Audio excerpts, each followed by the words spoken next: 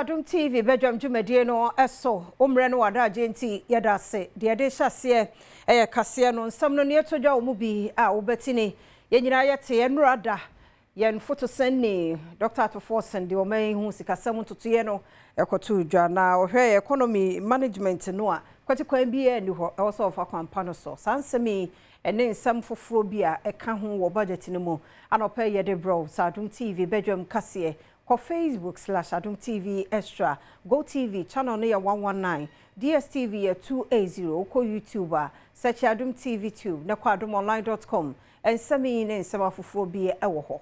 Midindi afia amankwa tamaklo, afia ni dim semno eni.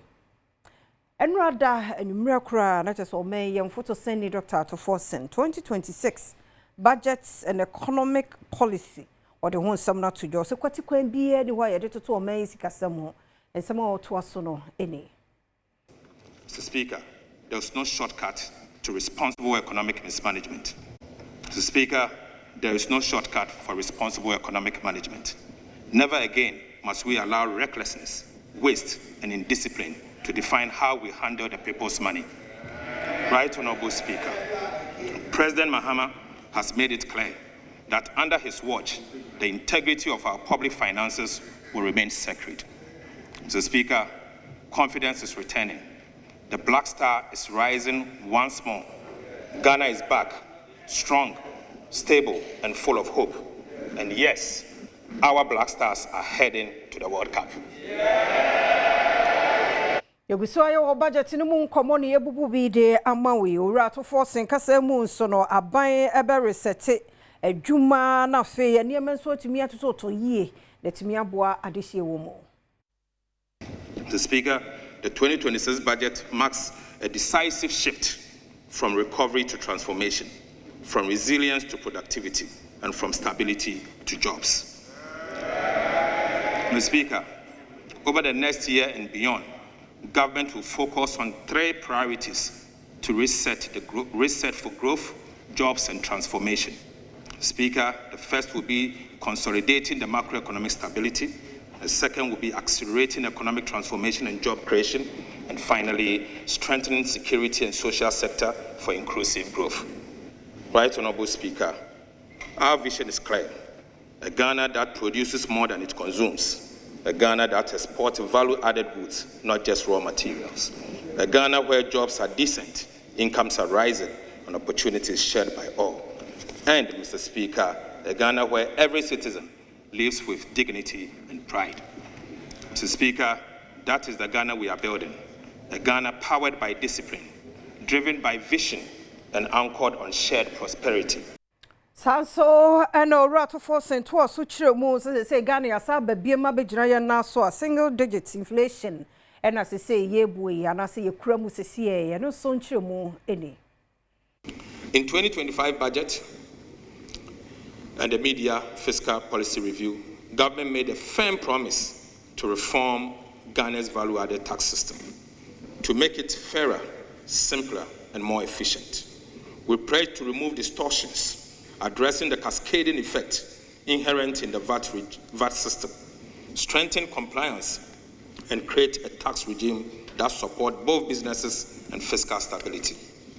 These distortions have negatively impacted overall welfare, increase the deadweight loss in the economy, and significantly reduce VAT compliance. Today, Mr. Speaker, I'm proud to report to this House that we have finally delivered on that promise.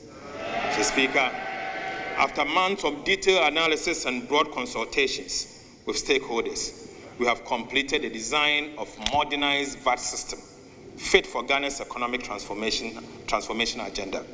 Mr. Speaker, government is therefore submitting to this House today and for approval, Mr. Speaker, a bold package of VAT reforms that will make our tax system more equitable, transparent, and business-friendly.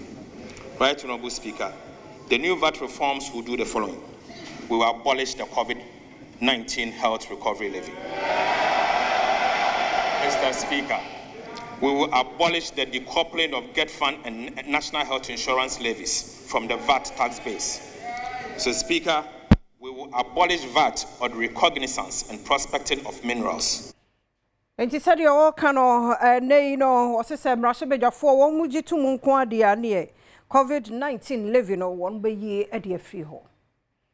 In 2025 budget and the media fiscal policy review, government made a firm promise to reform Ghana's value-added tax system to make it fairer, simpler, and more efficient. We pray to remove distortions, addressing the cascading effect inherent in the VAT system, strengthen compliance, and create a tax regime that supports both businesses and fiscal stability. These distortions have negatively impacted overall welfare, increased the deadweight loss in the economy, and significantly reduced VAT compliance. Today, Mr. Speaker, I'm proud to report to this House that we have finally delivered on that promise. Mr. Speaker, after months of detailed analysis and broad consultations with stakeholders, we have completed the design of a modernized VAT system fit for Ghana's economic transformation agenda.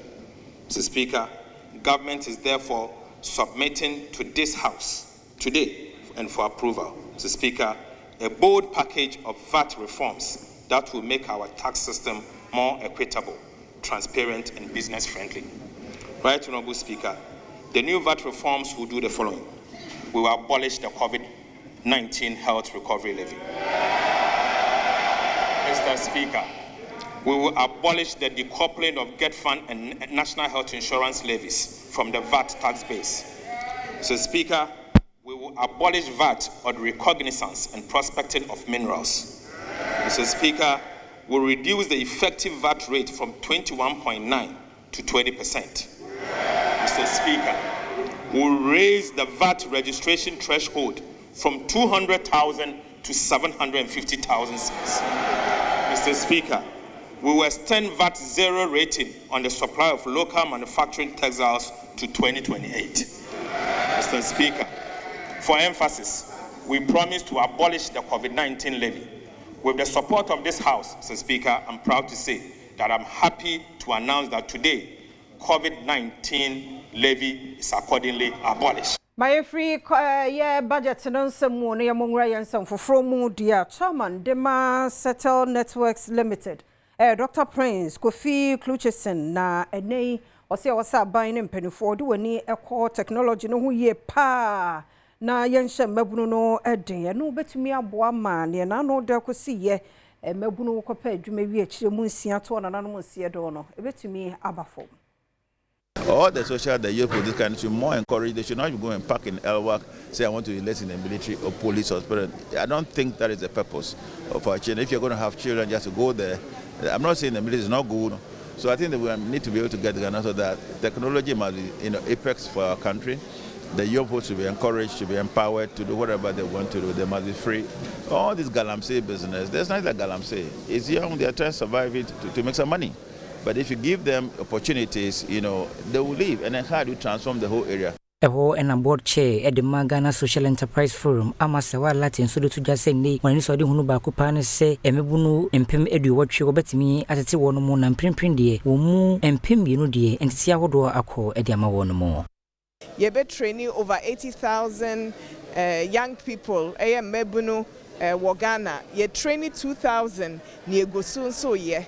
Inti ye wo areshemu se ye hye ya ye dwendwen senia ye be ye de technology ebema abebu no mohwehwe adwuma enya enyimde ama omutumi aye a business ebi mo be yes insano adwuma. And Kramantamimu Yanswa for Lindo Klu, Gender Minister Agnes Na Momolati, ne Deputy Defense Minister Enes Brojajenfi, ne one makwe busuya ya wa mama you papabi. What one anonymous here do you? Akosra won. Na atu omamu ni na. Eti mu echi. Yemi na yebe so yese. This difficult time. Say me be ya. Arehona the bad ye bad copy because the companionship but the boy is saying that ebetu ebusua akoma so kasa bia ni wa ebe kan ebetu ne be eba no so ebe shamo na tama ya edi kan na nsese isi kra ezo se ni abekan obi en ye papa nti the fiti ase aye mampeni so ani edi echi enempo no omo da juma ye gina na mo na tinache e pese timi nya kwan ye hwehwe ye poti si ya e ma sa ro bi se ni etu ye shemu na se the minister of gender economy aban enya mi na muchi ehye bia wo se ye na esi ye banachi kwa se e behwe na echiasem ye wo se ye kan ode ni e so akaka se owo pradia ti abopin ya ba se be mo ti afoni ya ko mi shede di but mi shede na se be kai ishisheye bia na wo ba mi so o se na ye ni aba ya ye ni Yenyina no so na Adom TV Badwam kasia na hana brama kwan na no pay ye de asie ye da se umre no wadaje a wodi ama yenti ye da se papa Erade Adom ye nkwane ahoden enenso enti na wotwe mu erade ne ye di ne yie pa enti ne yi papa kwa no ole se bishop o se bonsu ana o se ade achi ano pay se me da so meti asia meto jum na meyi Erade she yenso oh amade pachi yembiem eyadum aduma kwa na mami sumiti senia miti enyum no wa bayan fancy ha eya ade achewa eya Erade Adom na dom ne osika no ho ofe nye din bi a wanya Adom ne keke timesro sori aya kai fasedama no obi koye wa ma unye super ensen no Adom bi keke ti Erade adase ye ne ahwefo ne etiefo ene yabusua abo ye ho ban da ye ho masem aseda no ana ye bekoso edi ama Erade Adom minu abema kwasinsi abo aten abusua no enkwa hodin bibia ye kama boni bia nsi eno ana ye bo me ye ho Yakwesi anopai memu ache. Afia mjoso. Bibia aboko. Nyame Adom na nso e. Adom no. Ye da nyankopon ase, ye da nyame ase, ye da nyame ase. Yes. Ye besre no aso onkoso ahwe so ara. Afia ntwa. Ono ya asase no. Ono anso ne awi. Enko awie pa, enfa maye. Na da bia ka no. Aha. Ye koso hwe ho so ye fia. Ye koso hwe ho so ye, yes. Da bia ka say last days are dangerous. It becomes dangerous how you treat others. It becomes dangerous how you share ankasa yenso ye hoye.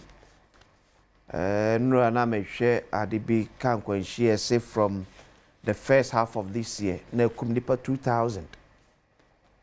Eti yemi ni na you driving mu. Ye be ready December mu traffic be ba especially in the regional capitals. Enkran de bobo to da bia afia oni ma bia free. Ene so mo se mu di da hon mu a ye wura December mu a ena besa manfo kansa manfo no nyina ba fie yesre mu ye me ni na wo ye driving mu ye na ye mane mama yes something as usual say e duru bro nyade a ye normal say kan kwanhia be se dabi nye normal dabi it has never been normal say we mhye beti ahwe Xmas dia it shouldn't be normal say cars e be hwe ase basa se cars so kosua enhwehwe ase basa in December menim de eti a cars so nipa ekura nkwa ehwe ase basa in December. So it means ebetimi ayam na the same trotro na fia ye yi seat efri mu e ma hihye kusua no sa trotro na fri nkran ekokumase ye nkohwe ase sa same trotro na ka hye nkonye wo na se fa nipa enkoduru na ekum nipa da binti mi se ya hyen ketwie no e na issues kakra won e base nipa etemu a yenso ye passengers so se e koba boni a yemfia no ntum na yenso efisi ye pente pato wo pente mtina wiemhye wonom no 40 minutes no odukumase uno obi eni achi wahyew eti nkotena enkran kumase ka kwa e beti go be say 5 to 6 hours na hwe no say driver no be do 2 hours na man for kasa driver to wa makata say ni ye pentem the open tem awim hye ho kotoka awim hye gina bia 40 minutes ubedru say see unshare traffic unu obi a monsa ho 40 minutes no do pepepe ni abefa na akọ no tie kan dey say ye no won say weather na so asesa sa tie hwe hu ye pa ye wo poso mesepo be pono so no ni ade asantimampo ebri ne bia enua ewo pa no yes so unim kwa no akoboko na cheche die mpo oduru yesremo ni die mu na kwasi aka no kosua enya accident da kosua ka tie de na nipa enkwa wo ye mu moje die mu afusane enya nkwanhia yesremo ni die mu ya drobafo amo hye atara o se hwan mo twi bi am fanze asra o ni ma shishane yesremo ni die mu ye nipa nkwa yesremo mon kwano boko emaye yesremo pa yanya ne sa nyame bambo no bekoso aye kese ande kwado enfri yeso eno na ekura ya bedu ne ene eja no nso ya hyehye basa yentwa so o hye umura bi agina ho hwese ni nyina hye no wahwie nso agu so wi a wasesa sa nwura ketoa no o de agu ho yanya ne sa enu adwene ne nya ho mpie no adwene ne nya ho mpie Echese pressure no do so ntia de adwendwen ne awe fie beba na pressure to achi no eso che no de fie ye no sa tie be sere pa wazi boy dia no pay ye mo ache beje so se bibia do bibia fine te kremada bodjo mo jedi mo afusane dia e be da bo ade na se afoto no so ye tie pa enkomo ba ko so no se wo koto se was boys so mo se kakra bo ani so na drive e fine pa se sa online da dia ne so e fine ni na anya papa anya mo nko a anya papa be me mo ma yusu obi anya papa o se ke na ka nko a de ne kra o san dia o san obi so o ka o ya o do amani afanyem ho so o fa mane mfa pero na bi twi wi ara wa ye ne mbasa enu achi o se video bi na respond e kire me come say asaman kese ho che say the way aka no say hin wo free bapa wo de be dua fa ni ba wo mu gina kwan ho ni ade sometimes go drink ho on tia say bi wa so mo da o eti wo ni so wo ka ni break nye o be ko ba kwa what the experience so ko ba sie eti fi me tuwa bi ka say si obi akowo obi sikan eti oba si wo na adwen nye na ask myself o ma se kan so ma fa wo da bi wo so the wo ho be yo e na ne ko wo eti wa adwen nye ne ye dia de na mo adwen ne ye o mu di boni wi aye de ne mo adwen ne nye adwen be ne yen ko hwe na adwen adu aku obi ya se ne ko hwe na adwen ya bi wa ku na o ma se kan so ni ba bi o de ko su abodem de ko ma so de hye no se kra na mi hu bodem bi a ka bi ba no wa ise achimota o station no ye ni se na mhwe we yes wa boda ala na untwam so wo nya because adwene nya bibi anya adwuma je so twam kana dwene akoda kwan ni fi akoda ho wo jina ka no ana chese wa dwene saka ni nyina ma ono boda twam oh goodness o modam ti eya sampa ko bi so ya no betwam atintin gram o or say we ya na abone we it go share na come the one yesterday yeah body adwene nya sai nkoji wuti ejeji wani meko ejeji wani yes ye nti akono kura bibia na ode bo oh yes ti mu mi ahwe ahwe nyame bambon de bia de so most definitely but ahwe wani na ho ni obi nkoji achinye hunu hwe na okasa bebira atwo ho ko onim de ehye no ho yesre wani die mo pa yenye mu ma wore ku eji mama na mpacho akwasi e you know dame no dame baso team ni bia di kan kwa na ada ba so yes nyame a no china anopa ochina by this time say no we di kan wona to nipa eba no be dame de bia me ka to be say eye add mass any issue ho no calculation won pa ti wo so bi to dame na say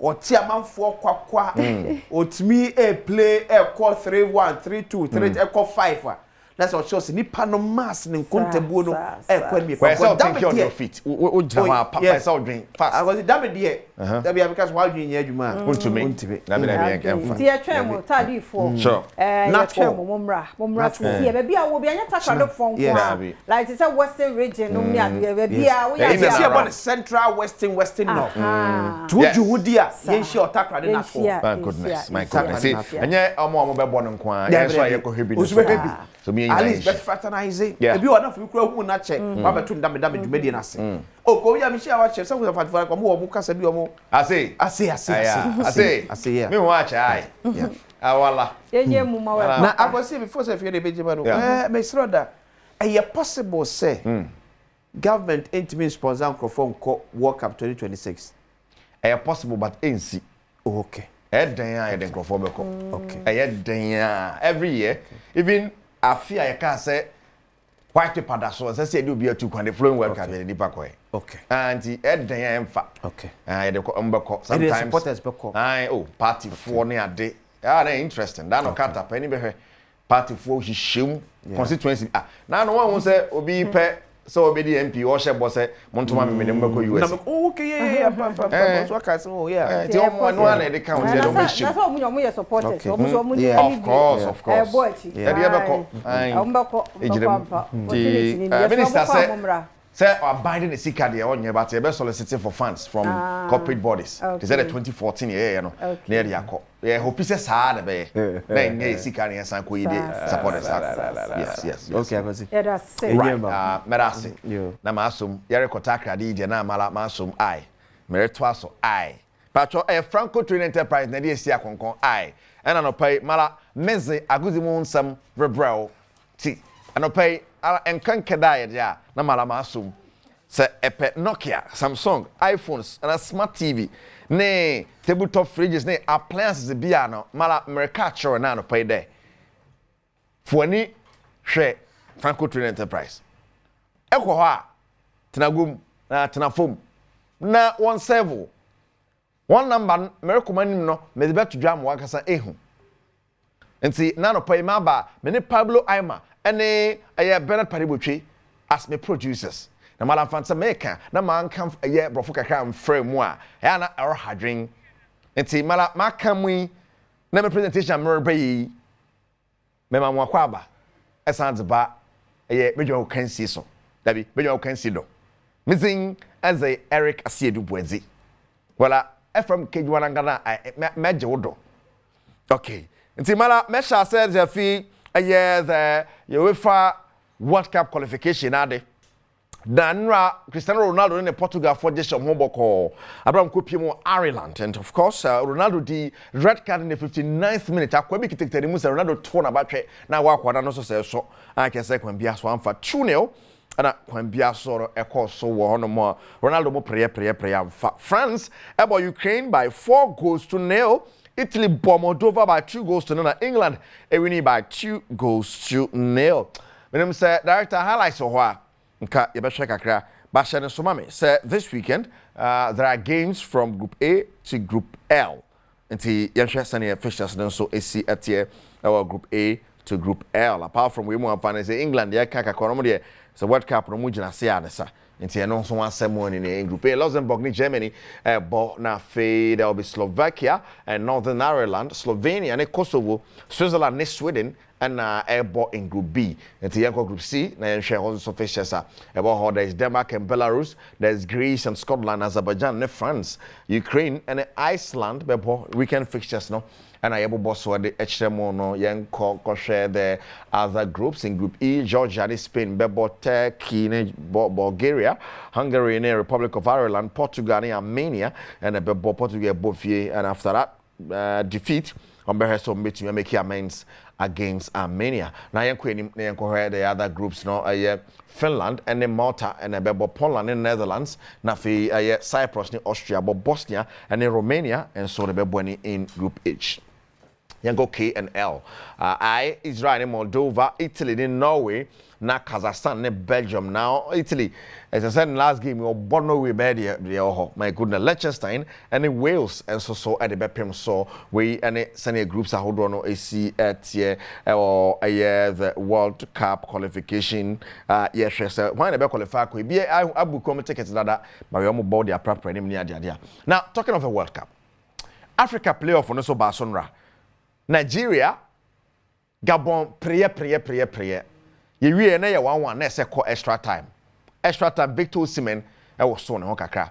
Nigeria winning 4-1 over Gabon, and then of course Cameroon, DR Congo, Ebon Kabako went to Mianti. The last minute, have a point Cameroon, the Cameroon Sabre were film, Gabon were film, the final, Nigeria. And then DR Congo. Right, so I don't know the Nigeria game. Let's see, Cameroon losing 1-0 to DR Congo. And here, no so much Samano. No, finally on Sunday, you will qualify now. I'll qualify intercontinental playoff anymore.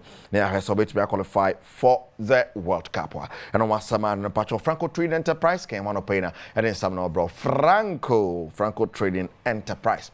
Yankwa senfu from na enradi na yate asudin eti the Finance Minister Dr. Kessel ato forcing the better draft passports on your copy more than second bia sort 150 million Ghana cedis and your day boss national team the Black Stars and Hobra abra your copy on the 2026 World Cup ya said their course.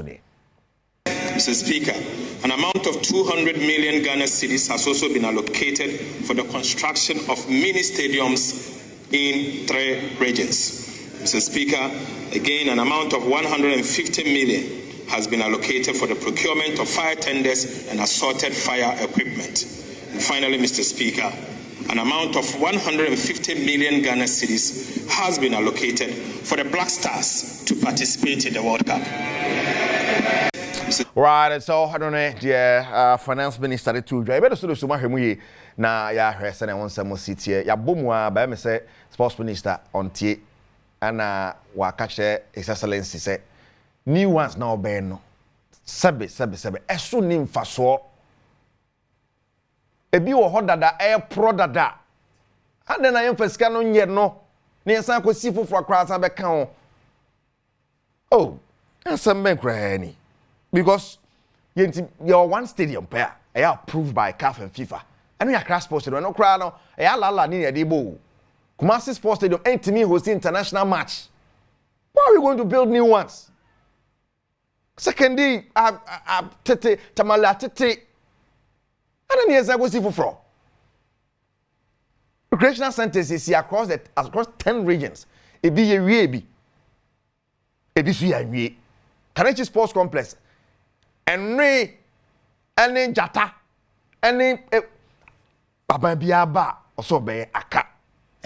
Which my national team campaign or why are we going to build new ones with such an amount to be able? Well, young anyway. And then 10 year, and then 10 a.m. year, the Black Stars of Ghana demo against Japan and all the Kirin Cup. Ghana Asia Tour no your first match and you're born at 10 a.m. Otuado, I am the head coach of the Black Stars.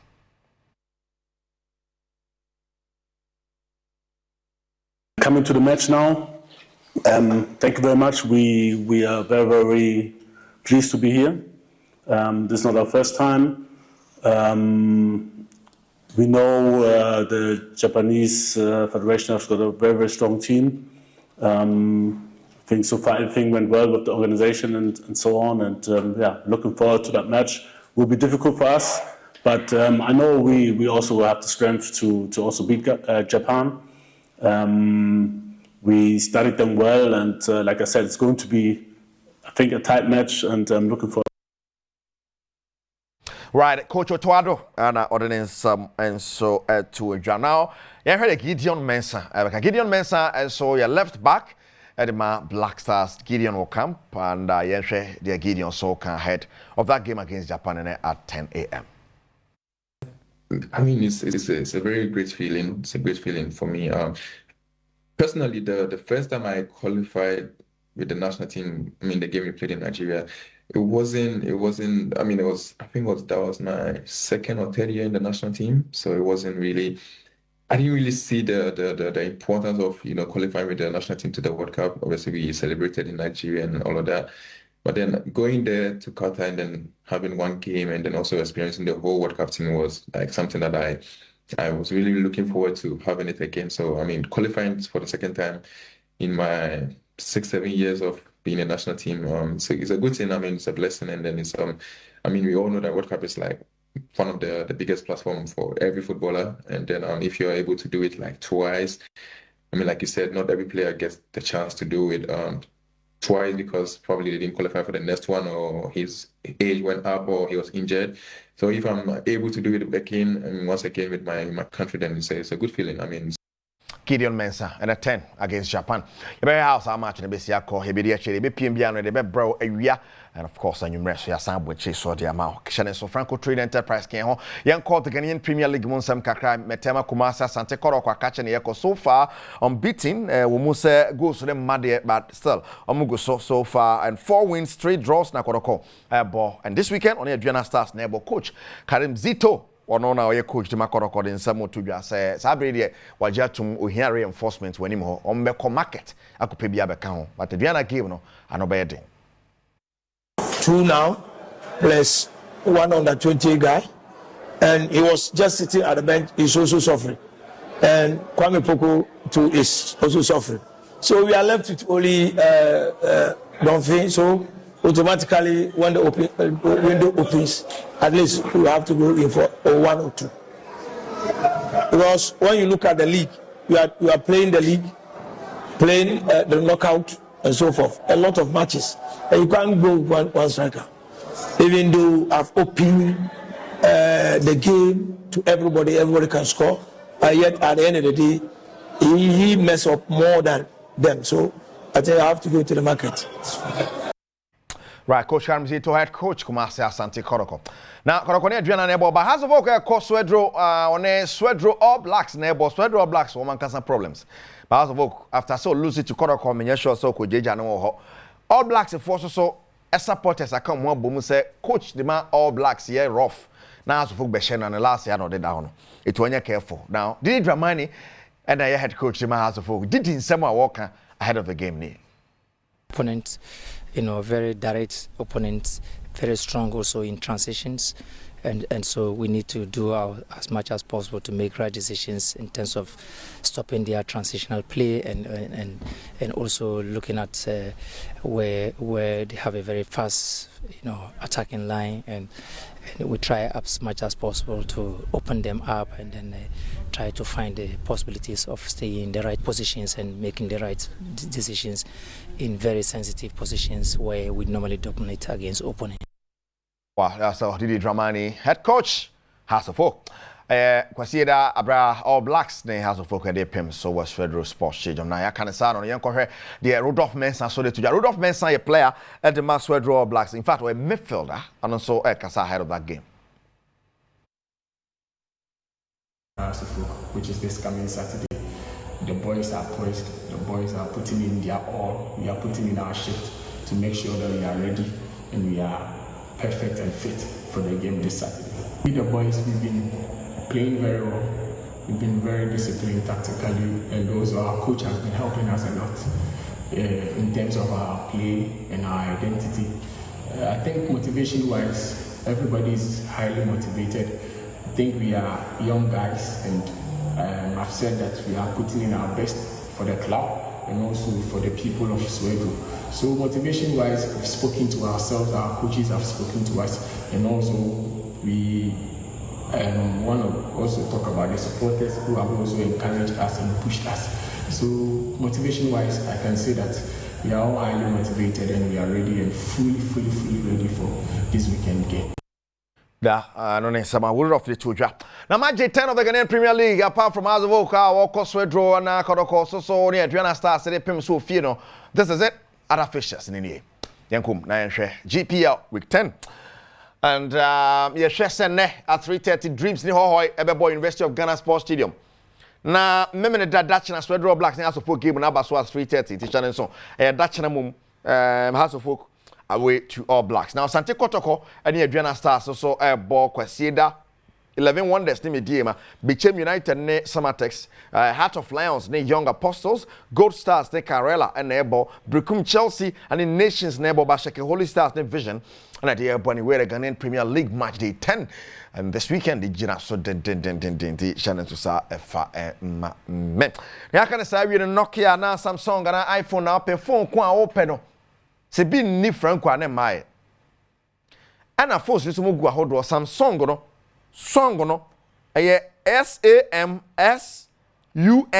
sa na brand no correct one tie hwe yi no angoto SAMSONG song enyum song but one hwa oba so ba te chi sa se song but that time so dey do fie eti koto ewo aye Franco you are sure that your tone quality and the amount ye bebu wo even the any Samsung correct one atro so difference what did him eti wonu mo obi kita the same phone ne die ni mo du kakra die ni mo ha tara bi so ade no o charge kakra na she so betimi ato atade kra nana wo be blast you to phone papa of Franco kama pa Nokia nko ade no ma cho no Nokia yes a say gina mu amienu na ebo se nipa mienu nsa na esom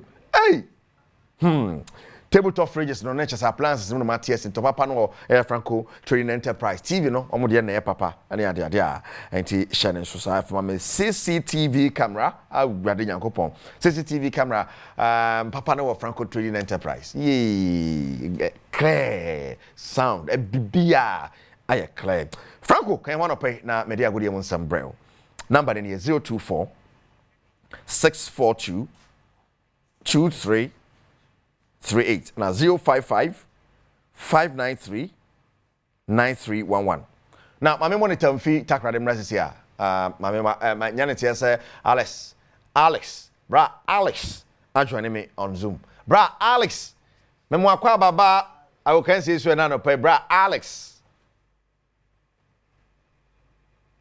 Baby Alex, o voice ma. Mejo so dewa nangaza. But your more Alex the voice ma me. Oh, on temenga. Enti I was ba. Right. Well, I'm struggling to hear Kobe. Maintaining. Hello, Kobe, cause I'm minti. Fe na odem. Dewa nangaza. Yeah, bra Alex. Not to say. Baby, I fine also. Nyame adom ne men kan fante kakra no pay wala onpomu ya.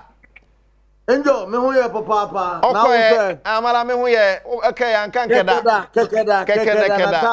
Okay, me wie makeda. Mo touch it down no say na ground city preparations ni bibia kwasan and na dame. Well, Eriko, ubisa background there meka say anopay no osode ya wan hwa beka say Jumede na kasakra no eyenne. Wow.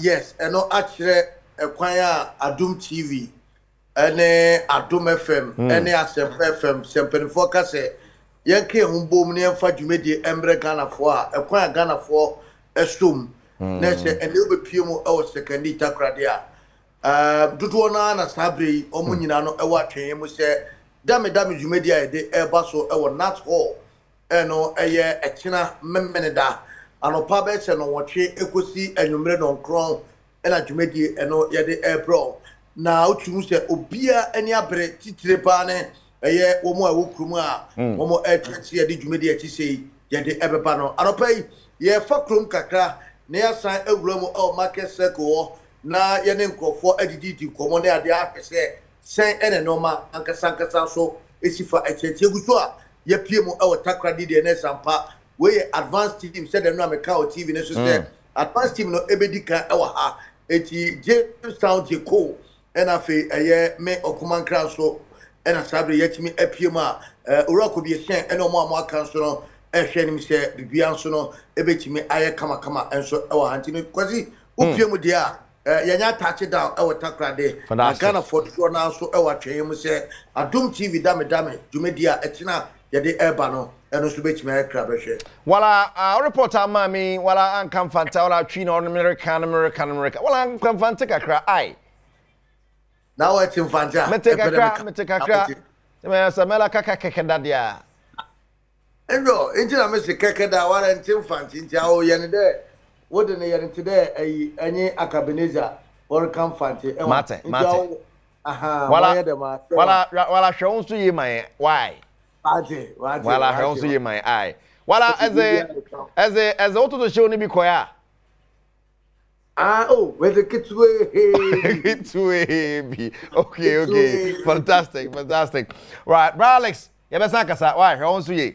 Fantastic. Right, Alex Cornerstone there from Takrade Live.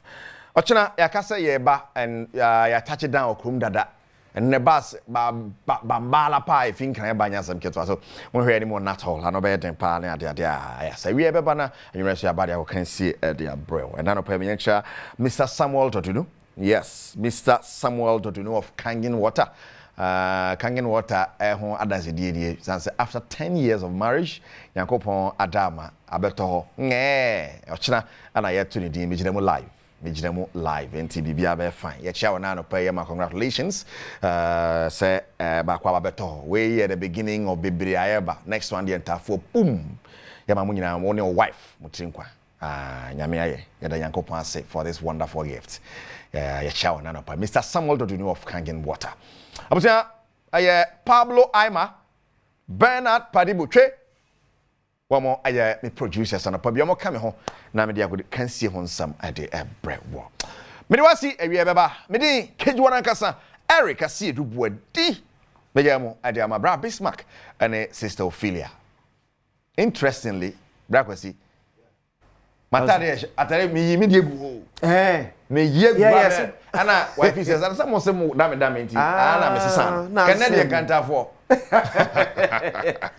wow come on onya biaka na we a friend saying come on onya biaka and tomorrow we yo dey me na ubi sam say ja una ja oh una ja no wa David mo ka kire me mo oh say ka nti a ukoto sa ntoma no a wa pamase me dey send the friend ni eto ne sa dey yo no sa oh to mo aye kra ni di ni hu idea so do me to tell me yeah say me great obi na dey chair no you need to chair me so want to be ani ni din o na make yes me nim oh adi pa di fo ani so fo mani so pa o dey chair no ani your homework nyame aduma next week and I merry go round jai nyame aduma next week over to you o se eba na ye be ka you know me sure say call be free actually yes we are very popular yeah Wow. And I'm pencil na me kai anyway we nyakuma pencil there be and that's okay you can't didn't say you so I don't man was hey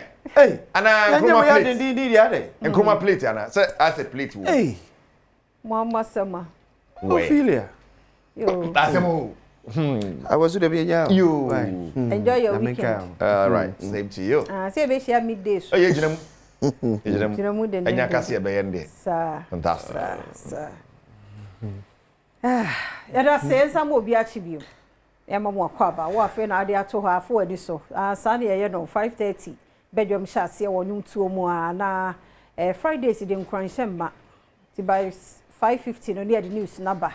Ye wie news so no a na ya ba begina ho na erekese ribodi di agudie mu nsam no abreye. Ti wo wie any day the bonkrata no ne Adom online stories ne health tips no so wiki mu nyina malnutrition wa we follow ye watie ne de wasuade bebre ka kire obi so ennei ye bebo ni nyina tofa ne asa to so 5 minutes ye nche nti ye da si brano sonso a ye bebie ye phone lines no na se de na nsem mu ye no oba wonche ya bebre chia 1 ti we see week ni kwankwa no ache every more than you person 5 days so yes watching pa be 5 watching penum yada mo sepa kwasi mentor so to us ne kwaje adomonline.com and some wa di mo hani ene no ba bia ya budget no also 2026 budget government to create 800,000 jobs adomonline.com e wo adwuma aban no e ba be ye no obebiem nipa benya adwuma 800,000 jobs tie no ho asem wo shedat na se kwa adomonline.com a obenya ntiase ni nyina so e wo ho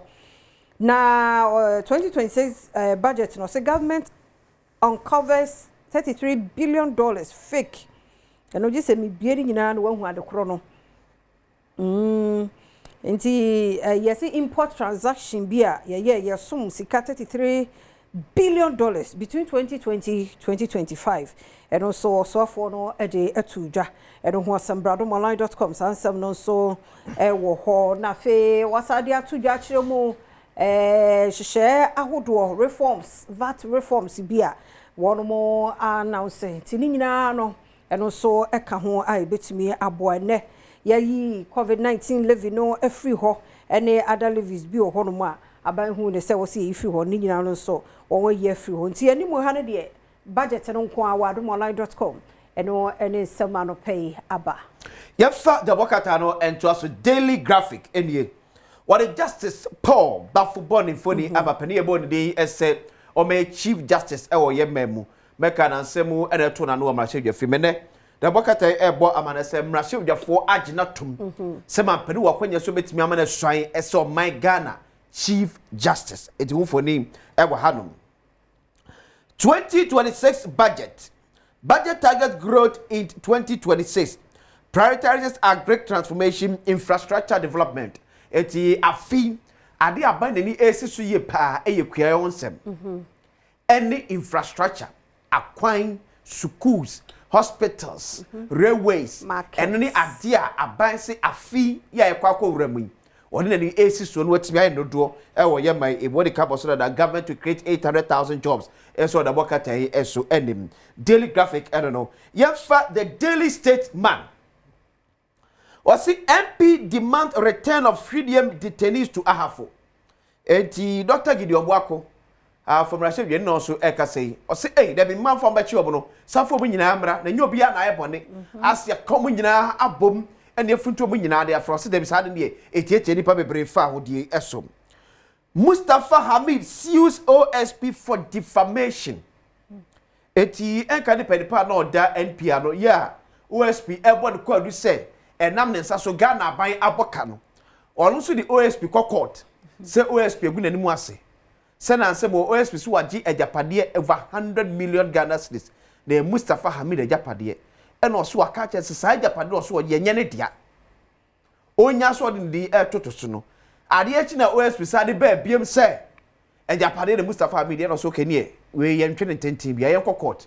Ne ko prove kire court say sa about 100 million Ghana cedis ejapade na so ono sa to so no. Eye mimi Mustafa Hamid media. Oso wa ntimi a court money ka 20 million Ghana cedis. Asempa hale tu ye bia. Hey! Sabejo. Finance Minister in illegal 1.4 billion Ghana cedis District Assembly Common Fund withdrawal. It don't come on kasa say owura to force in the sakobo skeni kwato ne sakobom. District Assembly Common Fund skeso akwakwatwe abra wanye to median fan free ma shek bedwefiem. Eti ene so owura Frank Adom pre na can see the Daily Statement abokata the abba. The new crusade guide abokata ensu eniem. We see no more foreign foods. As Mahama orders schools to purchase only Ghana-made rice, maize, chicken, and eggs. Morning dear, fine. Na ebroni ekra amanone dear. Ebronso. Ena kusuya so amanone dear na de ma school for. All poultry farmers. Kusuya. Ena kokoro so omunyu fo no. Yes, what you win. And I mean, and as half is Cabes Coscumupa. Escabecuscum. In Coconket and Kitten, so I obey no many. Okay. Near Pompey, United States, you bet me amwa a queer phone. None buono abba form. Yes. Yeah, the buona arm of moi, if you obey no crazer because and no be cocoa store no coto £1. Ojutwemua wato ebi auto harder obeto bi 40 Ghana. Ojutwema when you obenya akese be 10. So 40 Ghana ento akokomu a e wo Ghana. And akokomu abetimi ato a 80 70. Ena no so kra no nya akese bambam se no obenya no ko store de ne.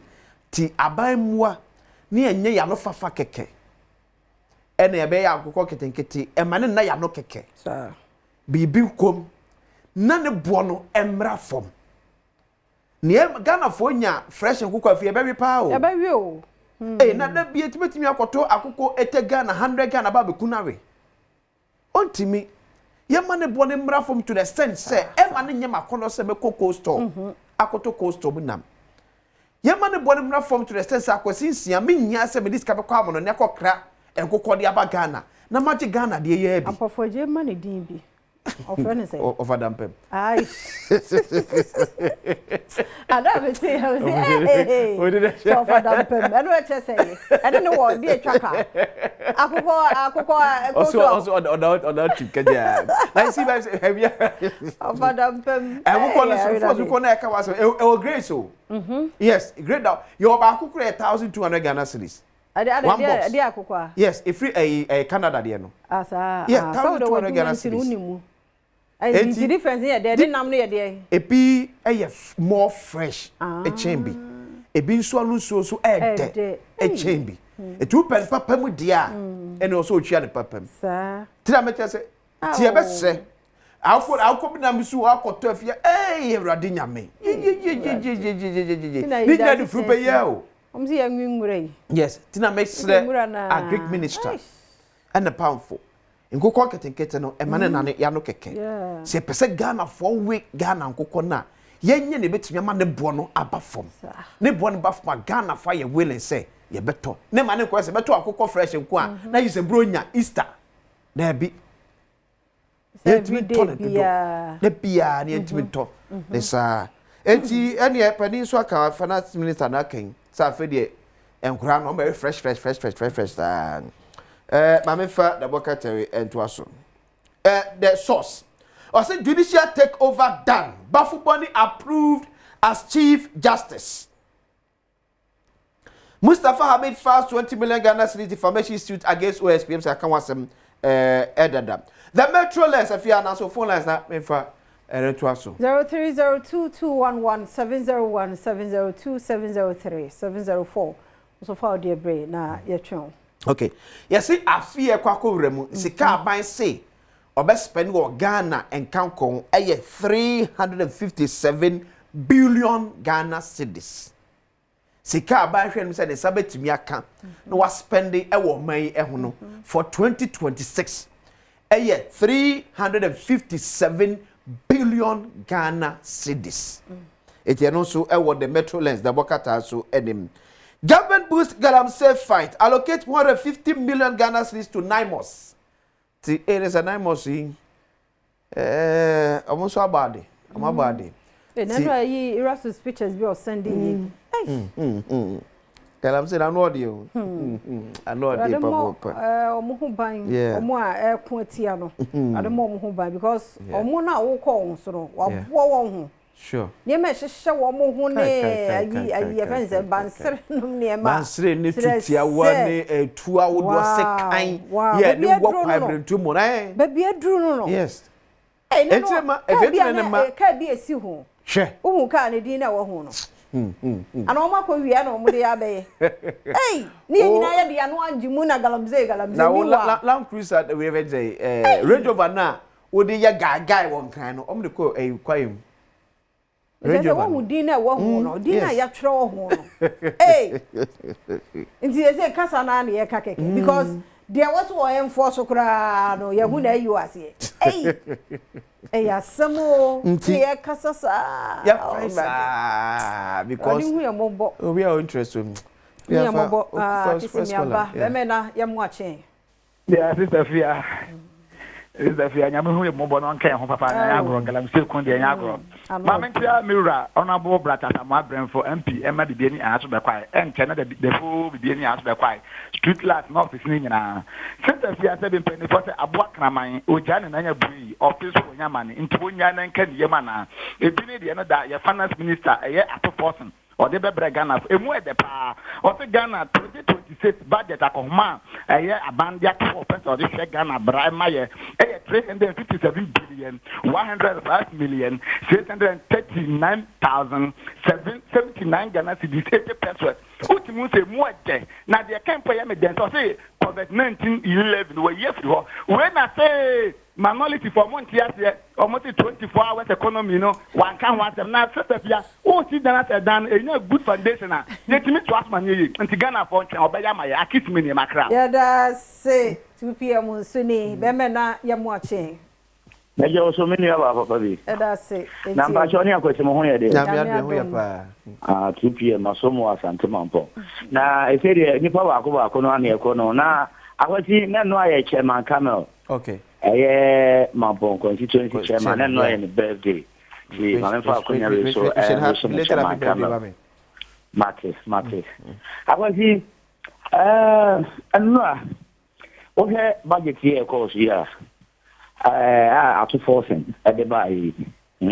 After was forcing, then after you was sitting somewhere marking. But I made a message.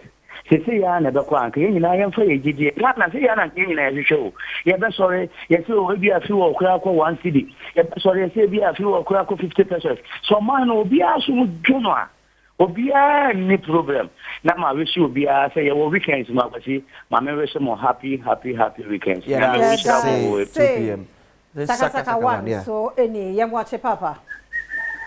Yeah, now. That's the Yane Sakawana, because of free, I think you are a few ways. Then I think gram, the gram of Cordier. Bokon answer, Saka. Oh, Yamia don't know what they say. They did a form. Sophia, Mifa Yako, Madame Bakon, or what I think you are nearby Cotier about Ukraine. Hey, I say Cotier about. Hey, Ghana. Cotier about a fellow appear, never press from ya. A man shedding pa, no pay. You, Minna, Kaka Mission said, Damino. Yeah. To be for a lady pie, but he said, nice one. We are no sim. I. And your mission say, yeah, papa, everybody who, if I focus on that means inframa. Yeah. Yeah, but same frama. That's it. Now, Baba J. Capno, they are passing Kigwa. That's it. And now, so budget, Ghana for Mummy, did I tell you, God bless Ghana. Mummy, Mapa, and take, you say, a bad day. Yeah, that's it. Tiny. Tiny. Your last caller. You watch it, Papa. Make him so much, yeah. And you faculty.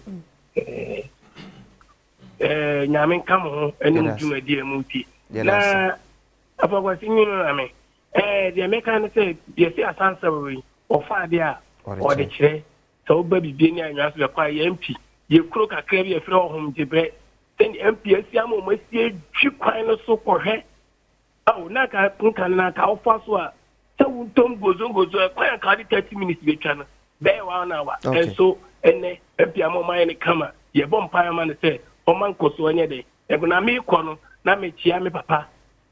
Your papa, a friend, tell us of think kind. About you never chia me black, Willie Brown. Yeah, that's it. Yeah, that's it. Yeah, that's it.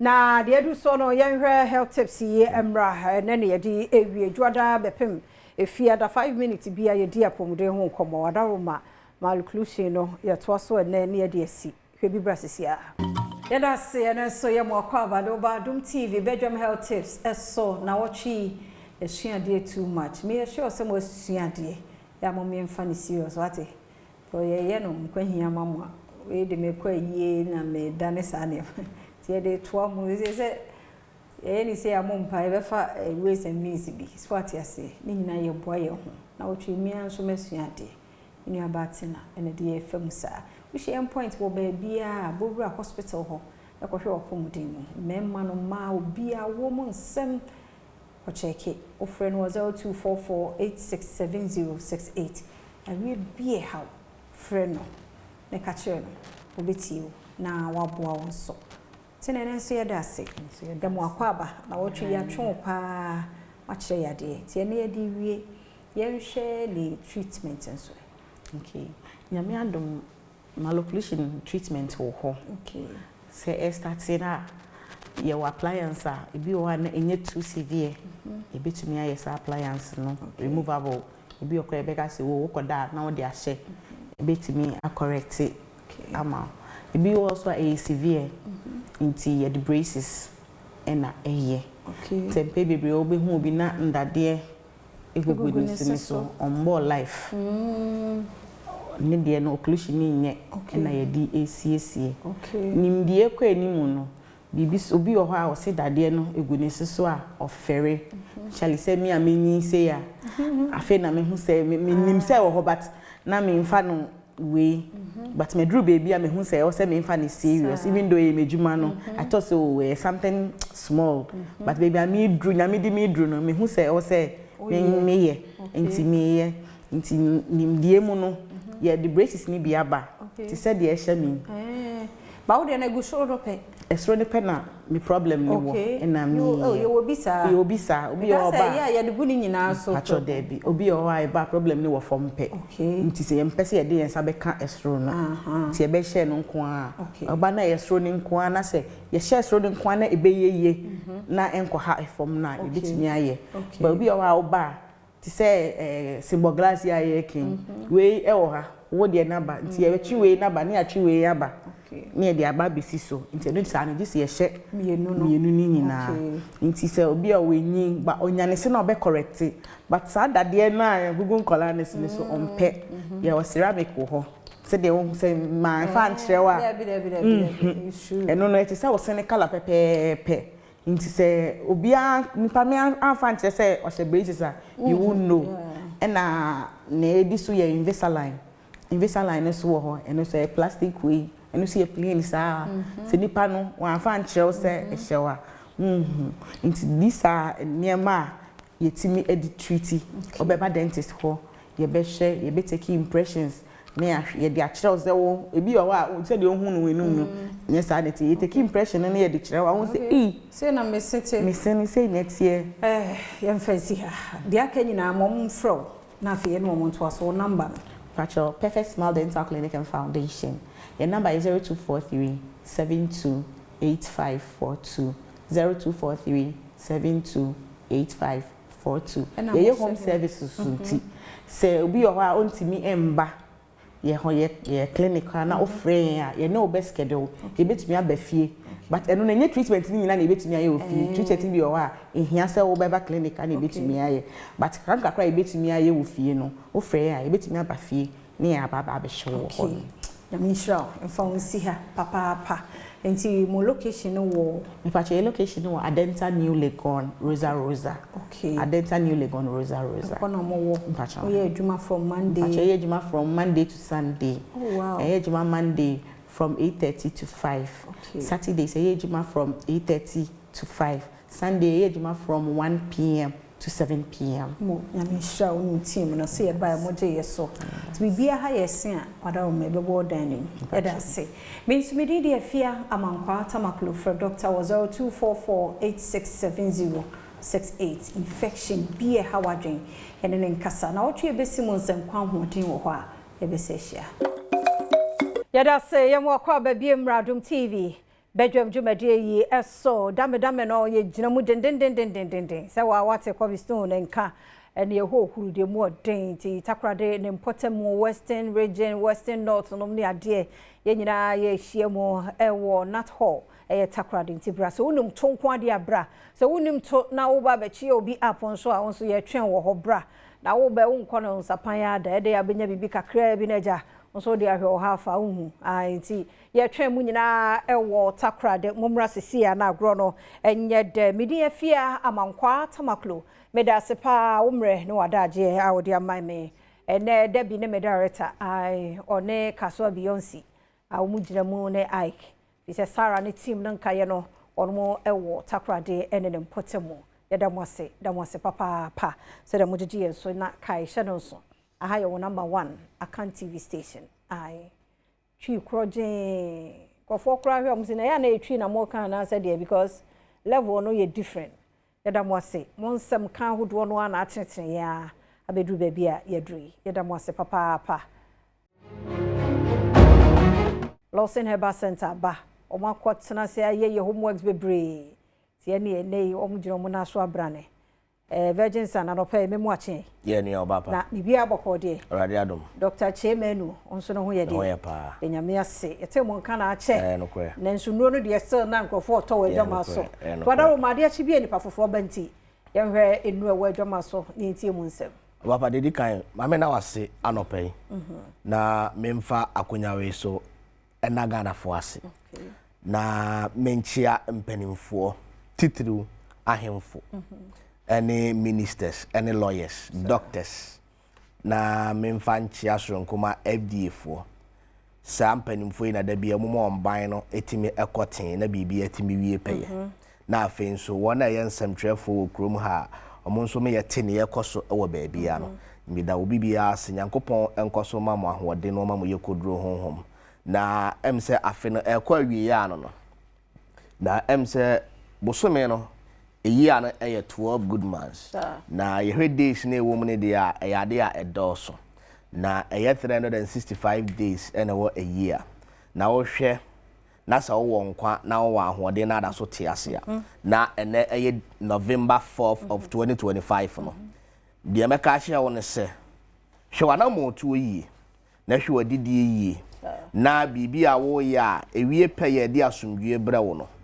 Hwe se obeye ni yi. Say a juma na wo ya bo ho mpaye na ma juma no ye focus e wo se de be ya juma na wo ye no obenya so mfaso sounds na mesrese wo kwa wo ba no no wa hwa pomde won nsam yi because say yare ba se sie ya bibi a wo ye bia no aka anase wontimi ntiwaso because yare de ye tamfo kese pe wo ya bra bom no yare enti anopa ya Lawson Herbal Center mo som for Virgin Sanatna Center jebre na nso tie bi na fa bi eto kotodwem na nso atimi di abobra na mum ebi a wo hwema no pai yare bi na ne wodi asie aye nkodanda adana wadwenwen yare no kurenti no sese wo namfofo ana wona oji wo mudi no omofri wo nchen ko ama woni da so asa obomabu Dr. Lawson say emrepaye dai e wo hode mawo entime mo obamu mbu Fred Dr. Lawson ni emfa du ni bi enya wo moa na wo sitimiti apodeto an ye wo ye bi aso your numbers no na the screen as no me pesa wo ti ni yie na wo fenti no me si so e de ama wo 0242 133 577 0242 133 577 0248 619999 0248 619999 numbers no na me de atodwa no enu ne ya me yensa ene wo dwaman so anopai no oba pa ye hwe Lawson Herbal Mixture Lawson Herbal Mixture e bibiduro na bibiduro ye ne se ye the natural herbs ye ru akwayim adosuko ye wo forest awudo bebra e wo manyimu nanso enue ewo mu no nyina nanim so mfaso enu ntire nyankopon de Adom edi nyansa ne nimde edi ama Dr. Lawson na wawura akwayem akope haban indubna ni nkohini ayede ay Lawson Herbal Mixture enti Lawson Herbal Mixture adwuma ye ne se wona edu anajo amoto keteso amuntimi enna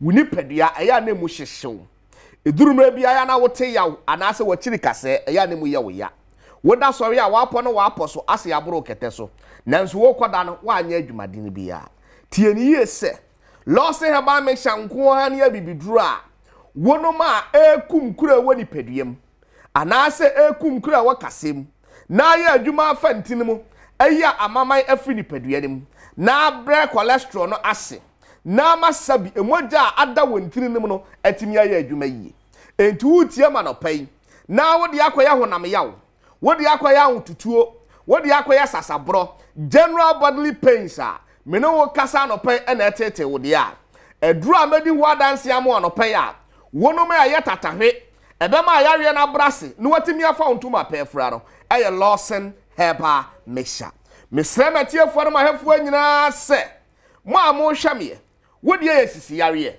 wotena se ya usisi na mu hyehyew edurumra bi asisi yare nti wuntimi ntena otoso nche ana wuntimi nyina ntentere nche edurumra bi a usisi yare nti no eya na wo kotokura afa ade mpo a na ye wo ya Lawson Herbal Mixture yenhwe kuminimu nkoa na yare a esa yehwe mahogany yare a esa yehwe edua friend kokodo so yehwe moringa yehwe nimtree yehwe dua anasa habaya ye fere bo magu achi ni nyina ye eduru a ye tatahwe a ebi na ni moja ebi kunkura woni paduam ebi yi yawa e woni paduam free ho na sa ye de sa haban ni nua we nyina ye lose heba mixture na sa ukoto aduo no ma oyare no de atie bia no e wo say free ho entimem no to nche ase aduo no ko heba shop ko pharmacy na ko pene kira kwan na lose heba mixture ne de we na dodo na di adanse asa ne mrane se sabi de oyare stroke yare akina to ketaso mfie mienu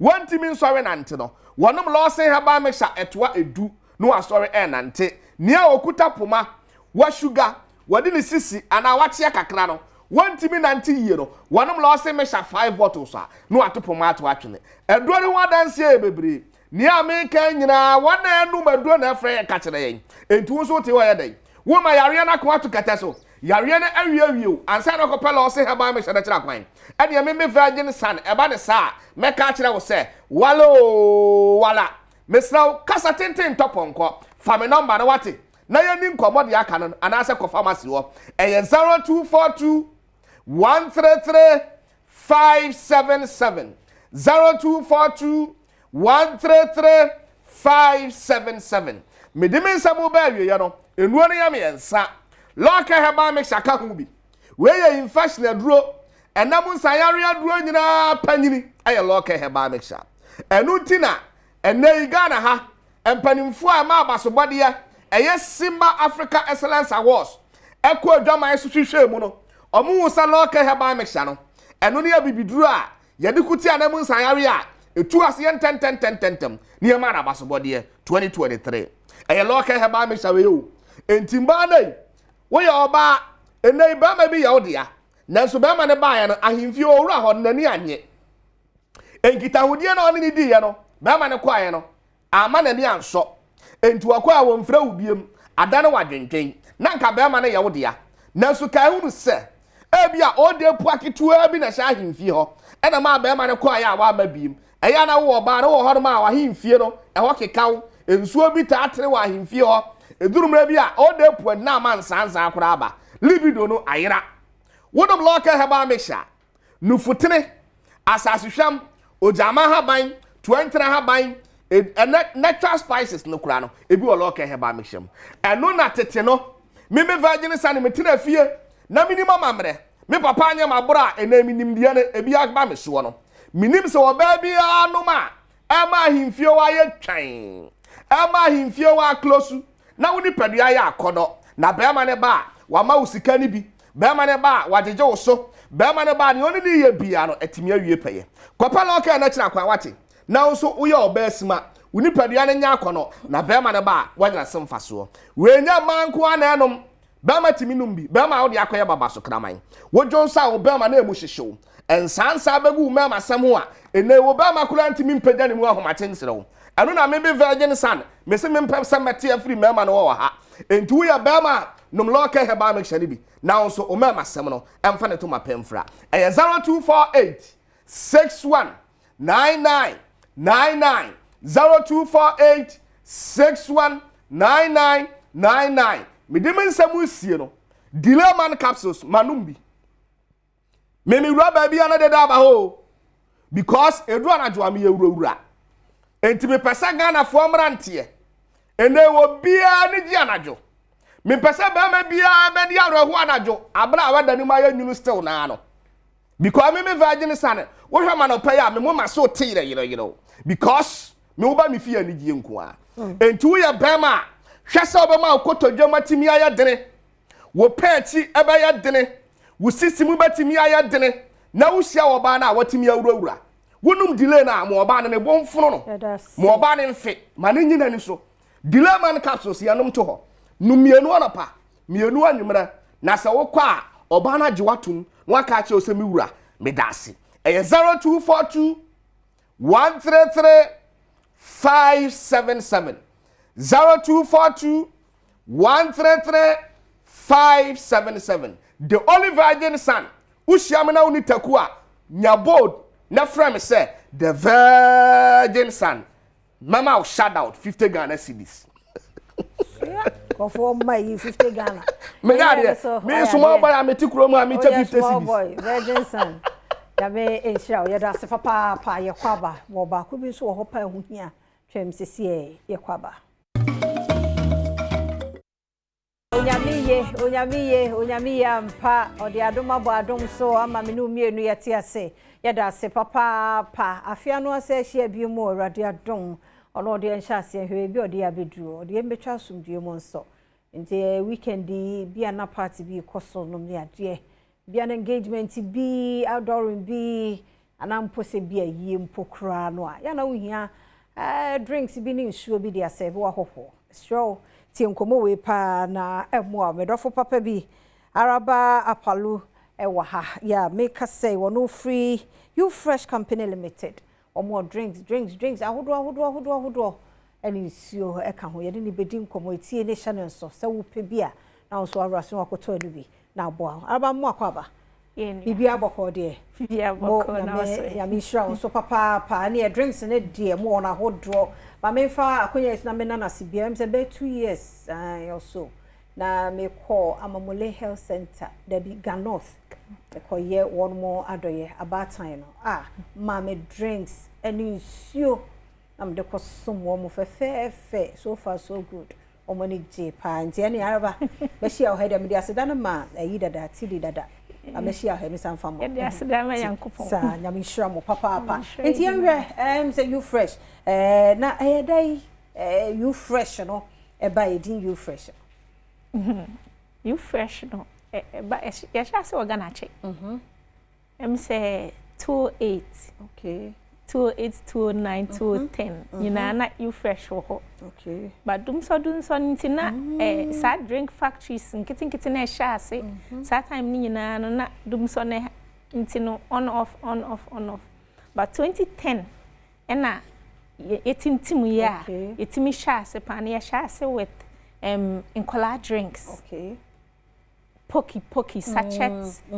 poki na eno na ye Inti enumwa na yede graduate call we mu a hu table no sisi ya ai graduation na no den because say free sachet na ya dudu bottles abedu eno so yenjae nti me say flat one bi so da ho na ade a mo ya ade papa nti then ma you fresh ye different from other drinks no you fresh no it's made in Ghana ena product no dia ewo mbia ye benya eho nyama wo Ghana no ye ton wo Ghana ha okay ti say sugar e wo Ghana ha ti say soy na ye de soy drinks no e wo Ghana ha ti say cocoa na wo we mu no Ghana ha ya okay nti de ye benya wo Ghana no ye to wo Ghana ha ya e na ye de okay nti bo product no so che first one ye de ye product no soy milk no we chocolate okay there's a package no dada.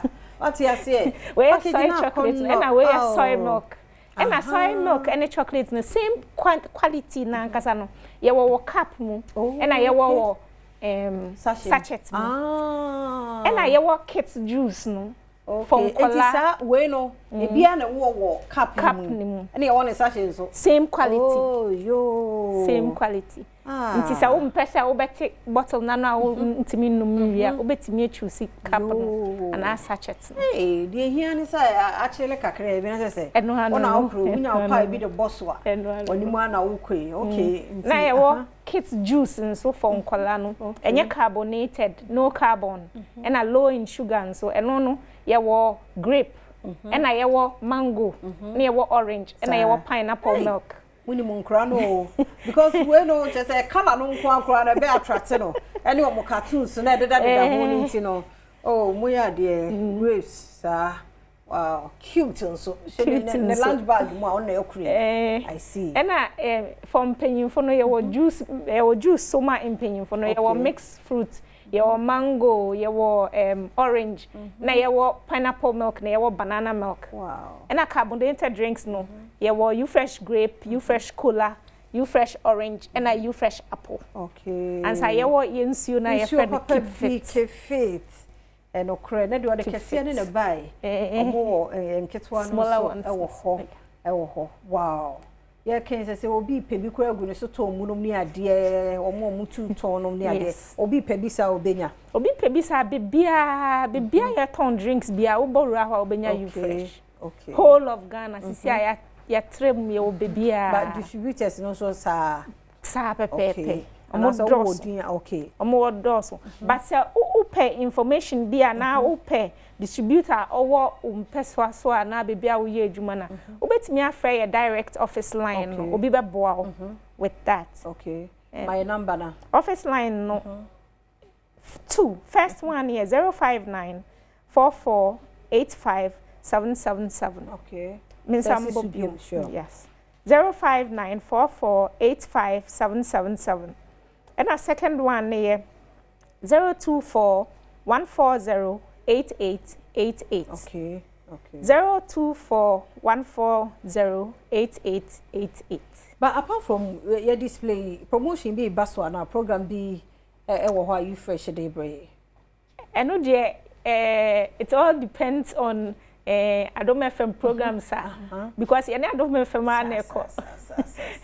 programs I share wo kwan mu but eno ebeba out ebeba later until we bora even market any e bia provision shops bia krampa e bi nyanya bi mako ato ubenya ba ato okay tibo product na mo no so e bi mu samaye there was soy milk no and I was soy chocolate in a bottle in a cup and then the sachet and I was kids juice no your grape your mango your orange pineapple milk any banana milk and a juice drink your banana milk pineapple milk mixed fruit mango and then orange and I carbonated drinks your you fresh grape you fresh cola you fresh orange and then you fresh apple and I keep fit. Okay. Water.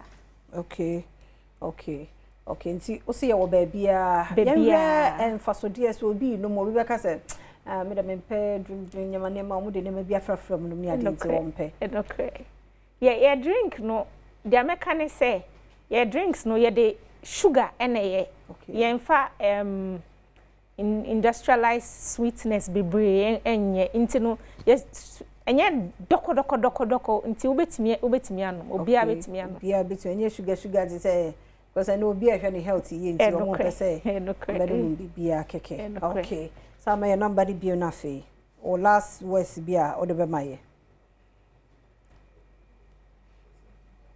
e bia o last comment bia numbers no so e wo screen so nti say bia o pese oni you fresh for edi enkomo atome ene ne guy no na mo gina yi amame Thomas nti se onso pese oni wo mudi nkomo a o hwe screen no eso numbers no e wo ho e bia wo ye program bi na so mo pedodo nso a eno so ye friend numbers na mbetimi distribute bia e de ama wo okay yenti wo last final words numbers ne ye 059 4485777 okay 05944857777 and our second one here 0241 408888 0241 408888 okay yeah that's it Miss Araba Paluna yete no enka no you fresh Ghana Limited drinks ni nyina ne gu ha no nyina hwe ne fe ne nakono aha wonu muso na ono mai chocolate yi sei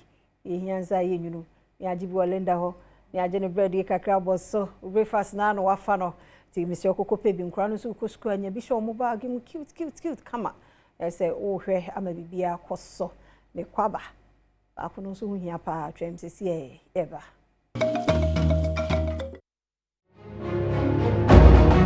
medase papa emre no ene wadaje a odi ama ya seda no ye wodia yedase ene anwumre nkwahia wo ho nti ya hye no so 8 pm yebehia na yedi enkomo arthritis no yebeka ho asem ti ya twen ye na hwe bi 8 to 9 enche ma health ho hyi ehia ti utisi yebo health ho da ro bi en tuning off emre yare go wunimu a eno na obehu a na ku basa wunimu a utimi ebo ho eban ti na de adu su enso ehu hia se onsore yenche tie bi fa bo koto dwom da chinti ati ase me wo mi aminu ba Lydia Jen from Pon ewa ha awo no ye founder CEO Ma Frankel Foundation for Diabetes ai ewa ha nze diabetes abeto ahwede ye ba be ka diabetes no ho asem tie ni ye pa ne nkranketo anyina enya ha dwen oba pa me mu akwaba ya me shira mo pa woni team no me da ase se mo tu mo ho asi wo so mbobbo dawro afa diabetes ho me sure say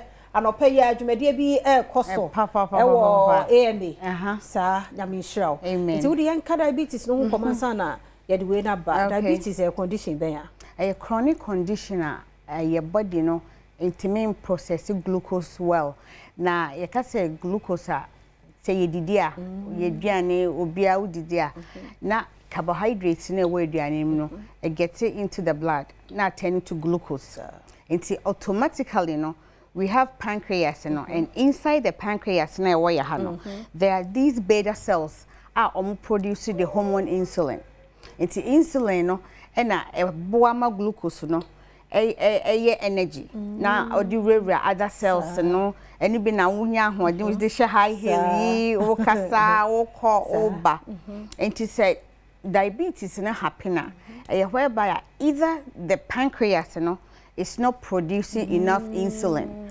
and now say producing insulin all right but your body is resisting it and now say your own body no it destroyed those beta cells na it produce insulin no and na asay no into the wo no unya insulin baby and then be cause say no okay so like say be makata own body no it destroy pancreas the way no type 1 diabetics and no if I say the autoimmune disease it's like your own body fight it destroy US now na UK but I'm US the auto near the and one no yanko and you know it destroy pancreas no into type 1 diabetics in it there like me oh yeah type 1 but we depend solely Frankel Foundation for Diabetics. Yeah. Not just no Ebani say okay.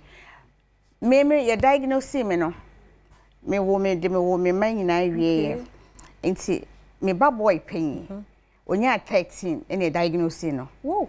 Nti diagnosis no if ya I was so depressed. I didn't want to do anything. At that time also you are diagnosed with that. Oh, me they say me there my woman me in area. Me diagnosed me when I was like 25 years old going on 26. Wow. Yes, and I'm 50 plus now. Wow. Bachai. Wow. Me there my 5. Wow. Hey, nyame shira ododo. Wow. Ahofana no den. Thank you. Nyame nkoso anya osa. Me that's it. Enti diagnosed no. Na say my depressed. So one day I was in my room, then something told me say why don't you use your condition in a positive way? So my banana first name Eddie Frank. And my mom also was diabetic. She passed away 2 years ago from complications of diabetes, which is so see talking about diabetes very personal. True. Yes. So my mom the Elizabeth and I'm in the first 2 initials, you know, and I'm just so Frank, you know, Franco. Okay. So the foundation is in honor of my son and my mother. Yes, so that's how it came about. Yes. And apart from first son, no other children do omunibi. There be omunibi, but they monitor like every 3 months. Mama ko check it. Okay. Yeah, because at times you know that month did peace and this and into one say kwa you check it way near baseline. It's benya. It's true. So you know. It's tough. It's very, very tough. Until the type 1, no, with the me body no, I fight it destroy those beta cells and produce insulin. No, it's me they be cry. It's you know me they me insulin dependent. Insulin is my life. Until just say you walk pania. First time I walk pania, but now me you're compliant, Papa. Okay. It's you know I have this pump. It's an insulin pump. Phone be I wish a insulin pump until a tube a warm body demo a mommy insulin around the clock. Wow. Into say me did I have to calculate the carbohydrates. It's me calculate here na media my bo egum na anwan kasa I calculate na mommy insulin. Yes, and see every information on this pump, you know, is doctor's orders. I cannot touch it. The only a year meet me attach and say me drew Ghana and I change the time and the date on it. That's it. Okay. And see a mommy every hour units are the mommy to keep me going. See the ball hands so here. And the bomb hands monitor me blood sugars every 5 minutes. Wow. It's going to me changing every 10 days. And see I don't poke my fingers. Wow. Because before no your diagnosis na me poke. So it gets to a time unyamu jampo. So and you know when you buy na me doctor. They no wanna hold on about ya. Debbie, me changing every 10 the same company the same way, but I change it every 10 days. Very expensive condition. Very expensive, yes. Diabetes is a very complicated and expensive disease. And it doesn't matter so we henny and I say we skinny. Wow. Yes. And you know me concentrating more in Ghana. I have a team back in the US and I have a team here. And November, the whole of November is Diabetes Awareness Month.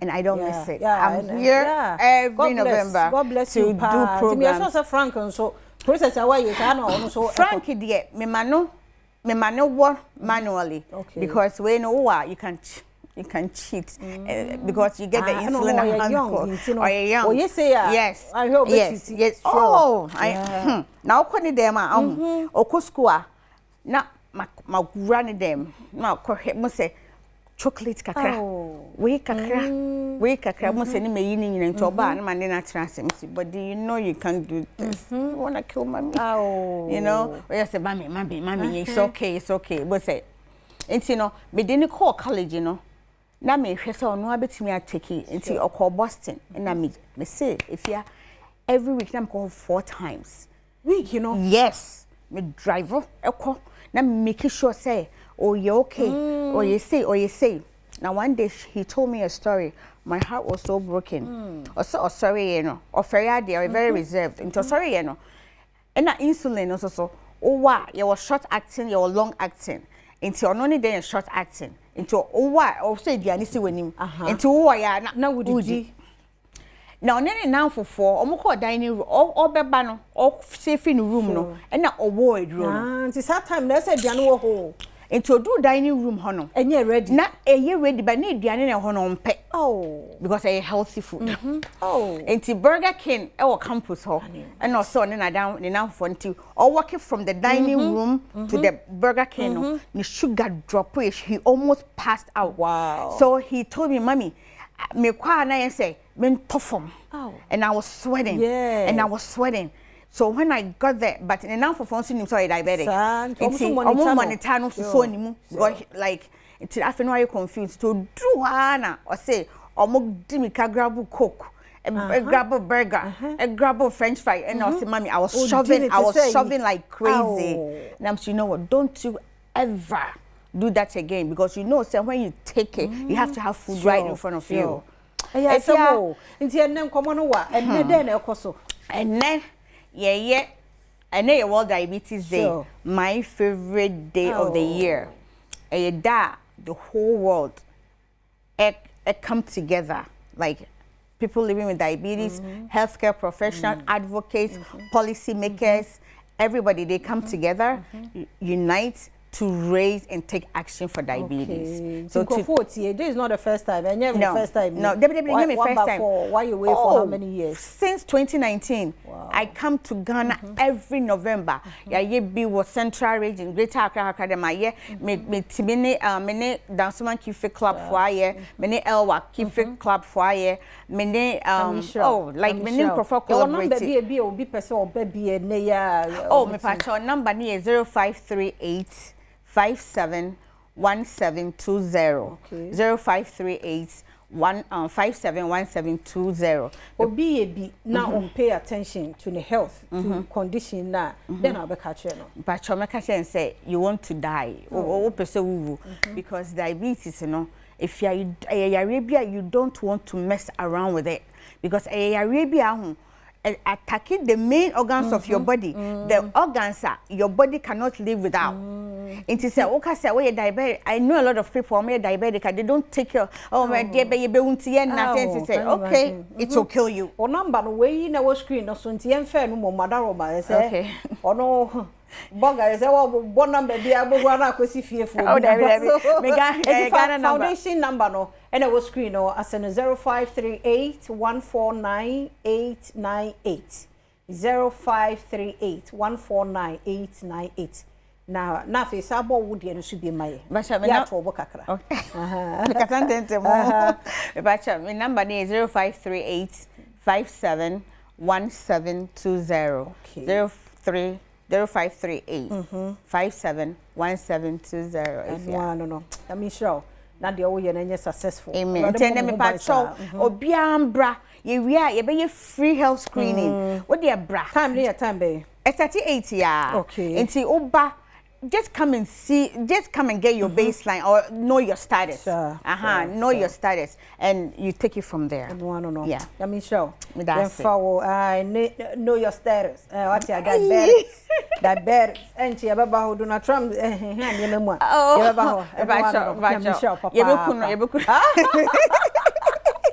Yakwaba for France or HMCC, Yakwaba. Eda say nyame ye pa oye dodo oye manobro so ayama ye fe ye sorry ni peduano bibia ye adwuma hwe diabetes wan se me so hu me dofo so wote ho na bibia nya wo a de nyame ase o na yare ya yare ya ti ase na bibia ye kama fa se dama wo no a ye na de me nka mo amohwe amonjaje na de o sheda ba ya kasa Dr. Sharp. Dog, me watching.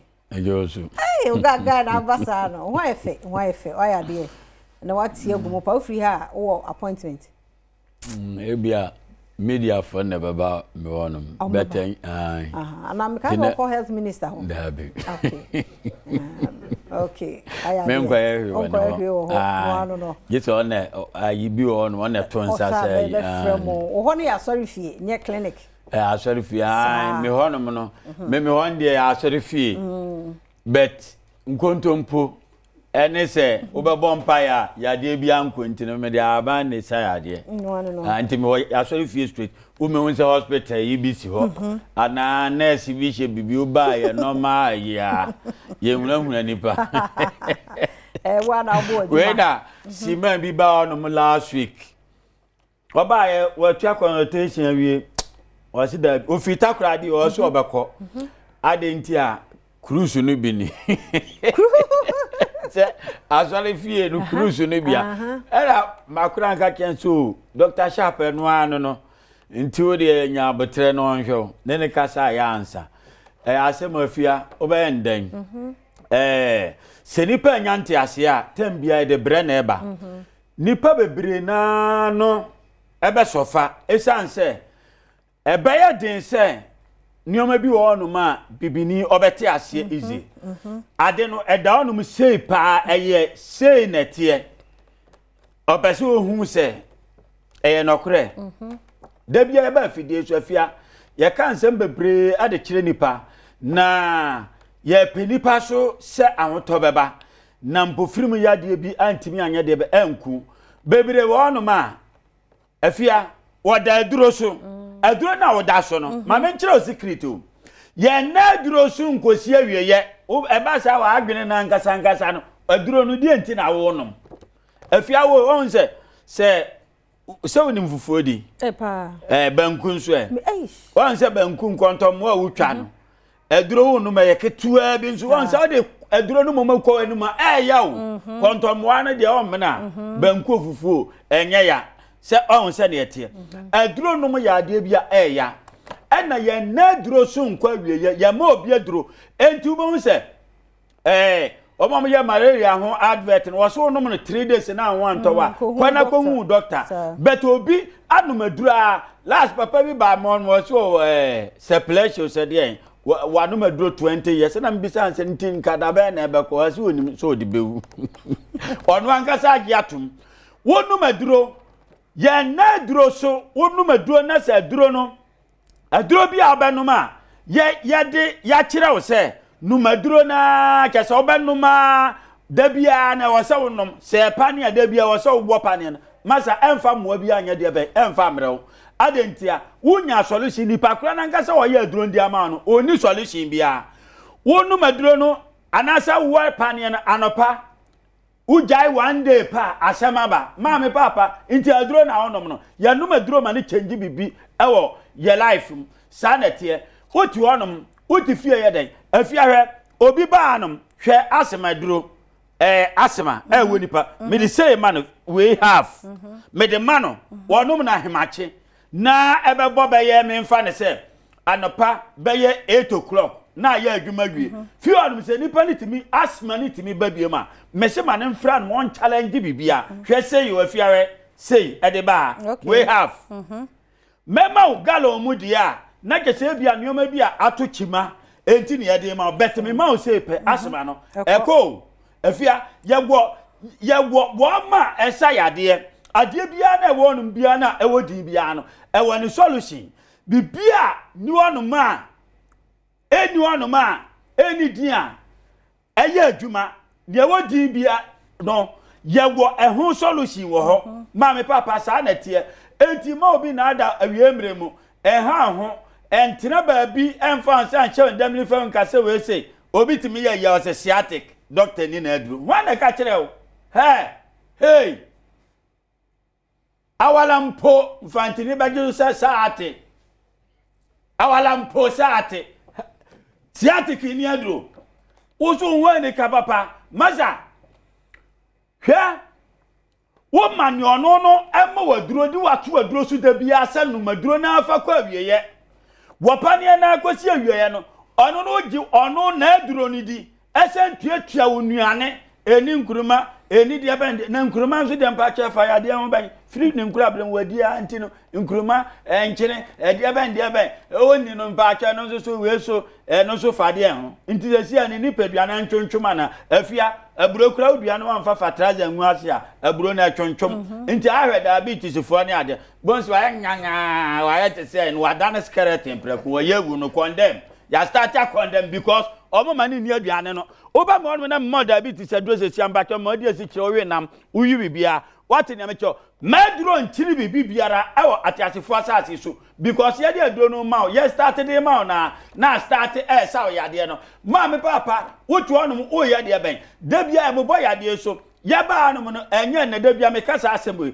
entu fi se da bia na nso adom no entu obi mfa kidney ma ye ho obi na dialysis so abaye ho me pa cho e ma na anye ya nko mfre ana nko metwen ogate na no entu pa che se obi ni liver problem me pa cho yenye diabetes ne e bakura mpo na se e cha u liver esenti afia obi ba mo na me treat liver ne yi ni nyina aka ho preko o nsa ne asam ne tie sa na tie entu pa che se obi ni whole heart o ma ye ho me pa cho ba ye nko what you want some that say me pacho sharp aye dra mo bi enkoye me pacho prostrate wunim krofo do aye de rubber gu o mo be me pacho wunim krofo do me pacho ye kasa ntie bi nte anu ye information center anase pacho yi ye friend say u kasa anu ye popotwa pacho anu nya agro ma me papa sa na tie cancer ntu pacho to bi ni cancer ulcer me pacho ye ni nyina enko so ekuro enko me pacho epilepsy enko etwere nka metima ba betena no makasa me pacho child problem enko hepatitis enko madness enko wa bodam obi abodam kan afia kran to kran wa bodam ananti afira no makobokina faso ayi ne ho edi fama duane di bola so aduane na se afia oba me ono mahwe sei last week na me kade ba fam sei no metimi ade idea be atini panedam afiri ne so ankwa na jese ma fomra ubetimi ba betimi ma police ni se obodam ni no ye stronger ma police ni hankofo no what ase ukosere police fo omde bi ba ya wono ma omo hankofo ohu wa hankofo no ade na ba se mentimi ante dam na ma ya anya de be ya anyi hankofo na mfiri na wa na police fo na yi na hankofo no from bodam ni no to Dr. Sharp nsa so what ase se me na mafra agro sa na tie ba to bi nsi da gisa ma mmoa me ho se me ya adwuma no ma me papa ana osika nhwe obi anu no ma fi oba ye ho no ma wotue ni sika wie na ya ma na duro wanu ye ya duro wase ne wonto maza lalai parke pe ba bi gina masa enye sharp wo e bia na wa ma ne ho e na fia ade ehun so ne se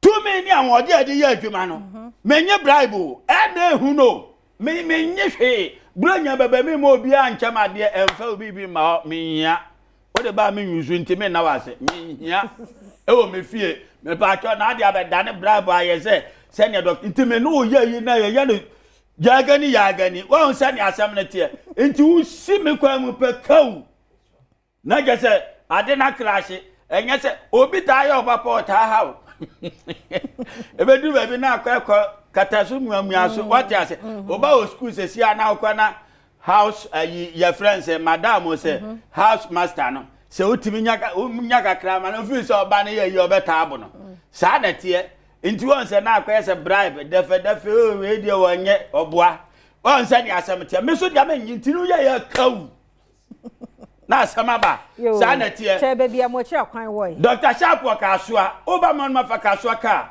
naka se ubesi overhead na se usi overhead na se afaka equity market naka se ubesi ADB bank bisani pa bia se okọ Dr. Sharp everyday bia mpa to ye trans ye adwuma mi frase sia mi ko ye Christmas mu nyina mpa to ye enko holiday ye ni holiday nkramofo di salo hwanfo frɛ hwanyu mpa to ye di gidam everyday ma me papa consultation 200 Ghana cedi no aboam for yade no memo adura ebekọ ankwa publish me memo 15,000 Ghana cedi medu sika be ma sanfra fia mankwa ana DJ ayibia oni no bia ka kire no me pa acho na ye animgu asere enkoso ye nya bi we ono da Dr. Sharp ne proni bo free kwasa ye frele kanka so le to me nya nwode wan so Dr. Sharp the diva chesa maletu daga pay Nene so be bubu dey. I am yan sasa na ma chedodo. Na mama ma che. Dr. Sharp be kumi o. Enti ono ho na nya hospital. Ya sorry fee no dey bibiduro sayare. Ti fa na number no na frɛ no. Na nso kɔ ho me dey afia amankwa tamaklo kasinsi aye krado etwa so. Asem yidiko, asem yidika. Hinna beka. Akwasi insia. Commander 6. Kano senior. Da bia catch us e be kan se de simitie. Da bia hye ho bo catch us se yemfa bin count ye nyi bin so emfa emfrimu. Ye pem ko yenim se oman ye nyina fa akọ. Ye de no kuradie akokodro so be ye dwuma. E bo bia chi mo bia kwa ba. E de ba Ghana's #1 account TV station in Ghana. Your #1 account TV station in Ghana, Adom TV. Mede de akwasi ensia. Asebidi kabrena edusia fara sekese koma Kingdom Herbal Center. Omna ko fa Kingdom Garlic Bitters, Kingdom Garlic Capsule dia badwaso. Be so o pedro betimi aboa ama untirimu atimi sane ye pa ama mo de afri sane ye a eye Kingdom Garlic Bitters, Kingdom Garlic Capsules. Efanya wudie. Eye dro pa. Eye dro ba dwuma tatatwe. Aish. Kingdom ana. Okano bi akacho no challenger. Or the new Kingdom Jense Power Capsules nso aba. Yi owura bo fanya mko nchita ododo.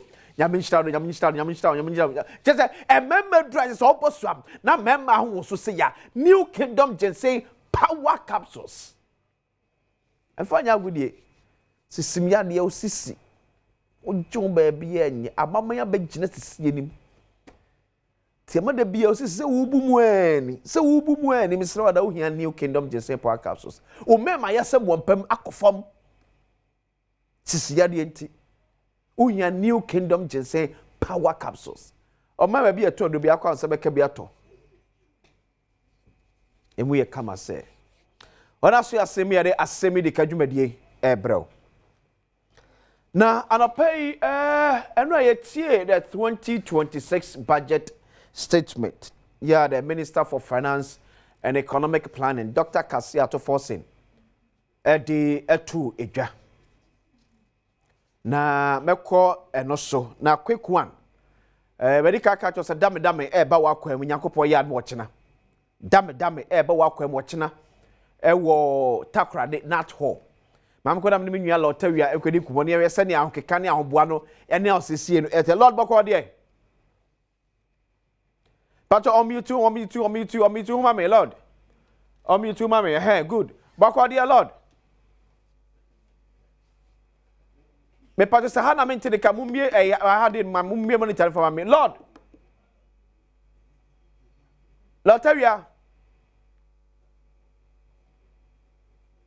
but Musa has a bit me record at lottery de wambia but mumbie monitor for am why na me respect me as lottery enka e wo hado mu a lord what me nka me pacho on mute lord what me nka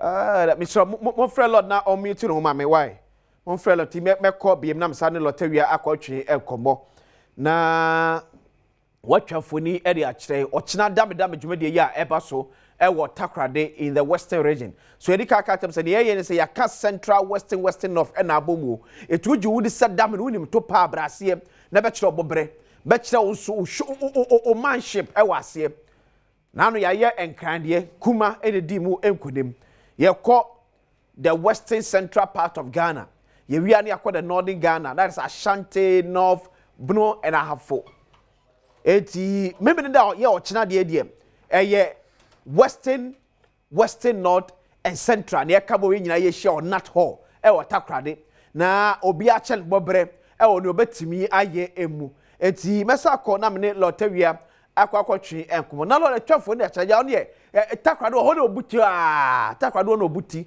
na lord twafo ni fanche sane takrade etie enanopai ene a osesi anon boabo takrade fo ayem ene twa dame dwumadie ye ba wa kwam nyakopon yad bo china so lotawia baba to sa quality biem efam lord what me ka lotawia o ma entu so okay eti yentu as I get back to lotawia ne no atwi eko so back to the 2026 budget statement. Yeah, the Minister of Finance and Economic Plan, Dr. Kasiato Fosim, and got to and no machine film.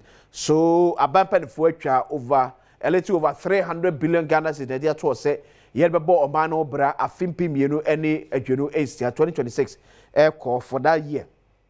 Abaya Church, Miam Yaudro D. Sikabi ebesheshe new projects bi awdo abai epese osie ene ni ma awdo bi apipe so yese de bi betimi aboa amomai apem ede akona ni miepa na na pa yes me bo minister of finance na ba so ase wodi kam ye hu the outlook no eye je so man kan ko ne puntu no eye as compared to sene ye hu no enfie kakra besne atwam ekonie ebrebe na Ghana fo abra bo mu ye omu ye pa na eje ho ba bia enye ene ahome kakra aba ohwe ba bia inflation na eda ene be bia na aba bedru ona kasa man what target aba be at 11% at 11.9% or so but owie and is all wrap it up on inflation around 8% say they can say so we are doing single digit yeah ene papa mpa this the days eche ya sa na say aba tomu now o share dollar to cedi baby about ya to the be akama for tie say ene yet kroma na ni dollar bia na atwa so bato o man out team no import driven economy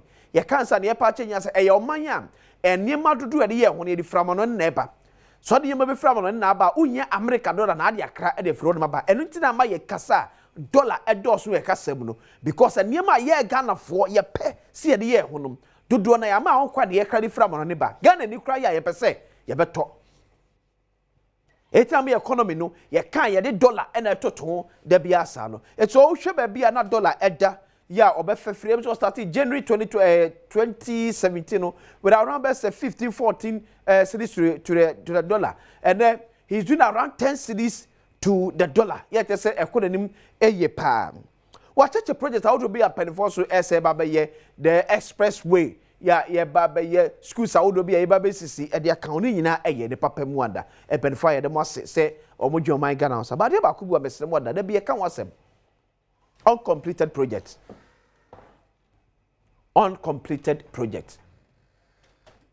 Yabo abayamba so obesi over 400 kindergarten schools near the ni nyina papa. Yebe expressway Kumase to Accra to Kumase ne papa.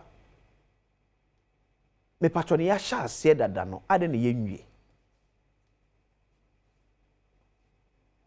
A report be read according to all the charge afibi omega na trade about $25 million US dollars. And were uncompleted projects.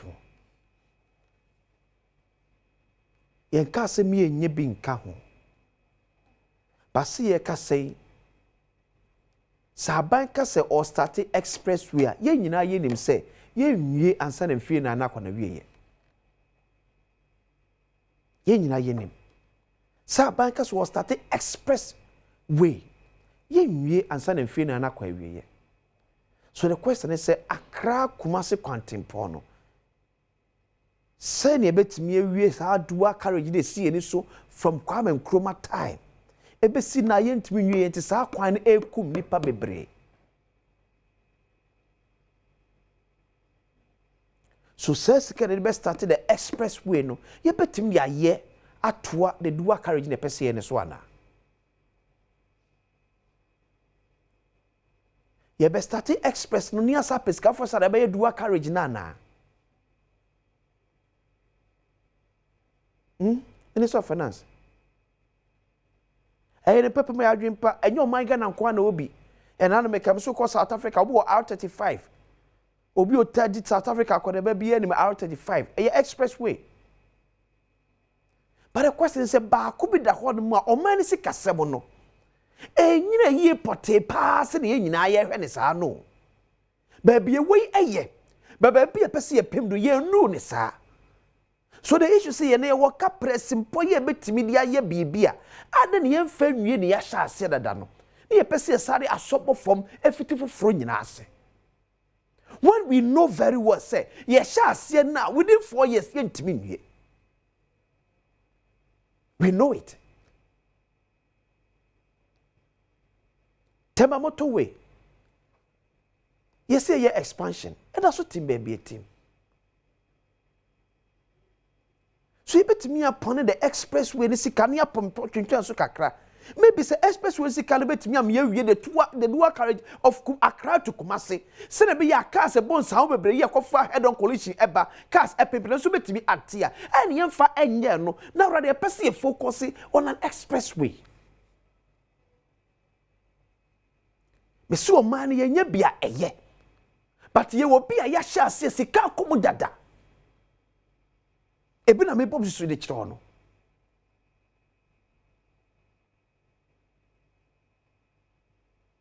Ye nwie ne wo no no. Na uncompleted project enum Ghana dodo. Many Ghana dodo. The rate at which an offer Ghana man tam to send bebre mu a obi abedu bia on a completed project. Near Jai, near Swanum, and fear do it. Near Sabe catcher say the integrity of the building is not strength enough to say, Sabo Japadini in a go, near Sabe Sinful from. A yen papem, see a basic kindergarten schools, now patching the order than a young yen day.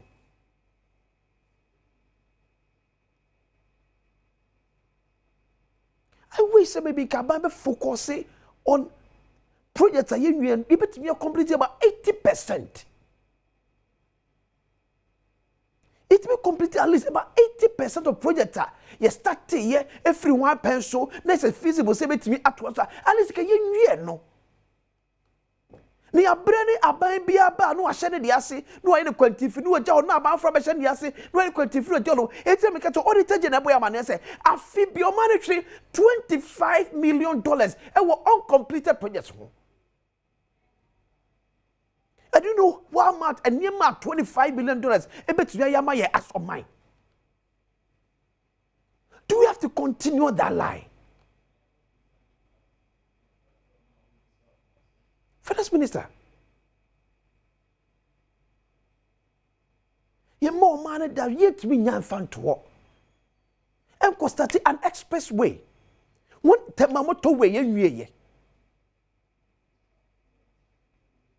When Accra to Kumasi dual carriage ye. And you know perfect pass. Ye kasi ye share expressway na somebody kakal ye asa ne fisher na nakoda ye. So see you see ka hon me betim ye bibi from na. Ye wo binu a ya hyasie eti mani ti so obetoa yes agenda 1 say ba betimi awie best 11 you good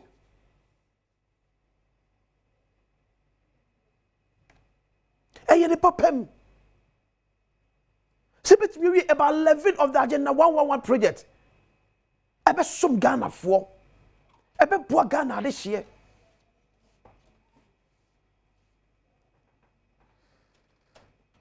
Basi be jesi oni akoshe ofrase de there be uncompleted projects for Ghana too much too much and all pay me producer go through now we share some of the projects from 1992 from the year 2000 then you ask yourself say eti abai ba ye shebo in opposition say ye be wie uncompleted projects ye can no fa na ase de because ade na oba no ba ko da won chempe ye wunwie ye wo se meja ne menwie no na ma ba betoa ma be hye wo fro ase when you know so ye ne sam o man sika na ho eye de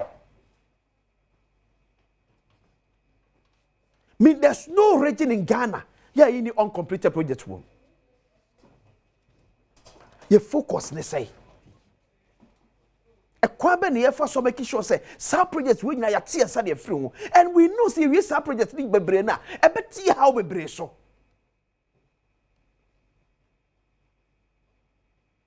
yemi ni ko uncompleted projects ho na finance minister be sa hwemu bie mu a instead of starting new projects ye wo ba ko da ye nchempe ye ye nwie no ye focus on so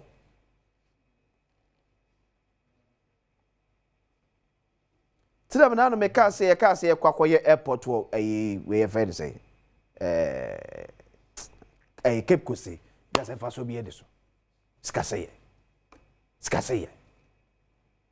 na free and can go Cape Coast how many minutes even by road crazy say o free can go Cape Coast how many minutes ye te ne kwakoye airport wo Cape Coast mi wa Cape Coast for ehia say ye be du akare dia mo no mo kwat mi akontema bantem yes ene ke beja no to ne akakwa ye airport mu a ene wo no yes so me prioritize some of your name money be ye chiche some of your name money be now I know and believe say a lot of the uncompleted projects na wo mem no say timi chiche bebre ni etimi wie ne year ye most of your challenges na so bete de bia na etu sika gu fom de bia na etu sika gu fom de bia na etu sika gu na man for ho kire omo for the second say come Kingdom Herbal Center. Ona ko fa Kingdom Garlic Bitters, Kingdom Garlic Capsules dia badwa so. So be numadu pa, numadu Food and Drugs Authority agia tumu. Ba ko ene Kingdom Herbal Center for nupa. Kingdom Garlic Bitters, Kingdom Garlic Capsules. New Kingdom Ginseng Power Capsules ye memedro. Tim stop bemme mu betria na no so ye pa badwuma ye opemu a ye New Kingdom Ginseng Power Capsules. O member be a 200 be alokwa osebeka bi ato Kingdom or see no challenger me dey akwesi ensia be for tena say ye be dim komo asebi de kene background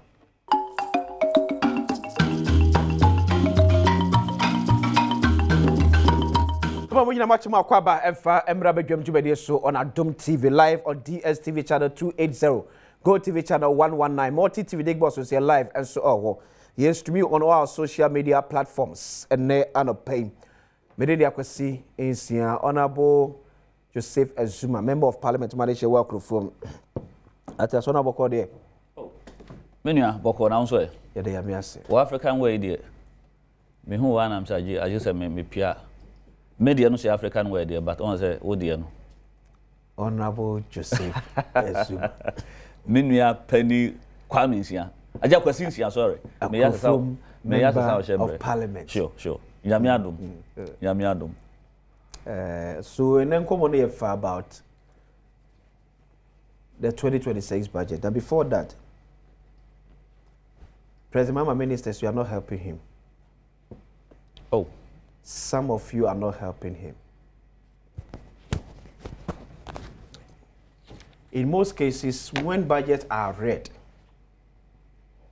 the finance minister wiene sana ono nyinane say oje ministries agencies the agencies no feeding into their mother ministry no budget na or the co na ebia ministry AC per 30,000 so there be betimi am 10,000 na e nyina agya to near the budget dem se onu begina ne na so don hwere mienu. That's the finance minister any fan area. It's expected say the various ministers any Ghana for bedding come actually defending omono side of the budget. And for so dear betimi because the minister no finance minister can no parliament no e ho ebom and when ye misa na sem etinchichemu pa ewom no untimi nya ne fully etire hu behia se owie a the ministers will take it up any Ghana for bedding come actually them say sir ampa say minister of finance can say ye de sika say and beto de ama ministry we ya A, B, C, D, and the Asian says can bet me, and every quarter be and send a Asian will say, you bet me, my Ghana this year. When your first time, and now Dr. Cassia to force a dear B, and no, we and you mereno. He drove all the way to multimedia here about Joy News, PM Expresso. Tradio, or no, Jinan and asked for more than 2 hours.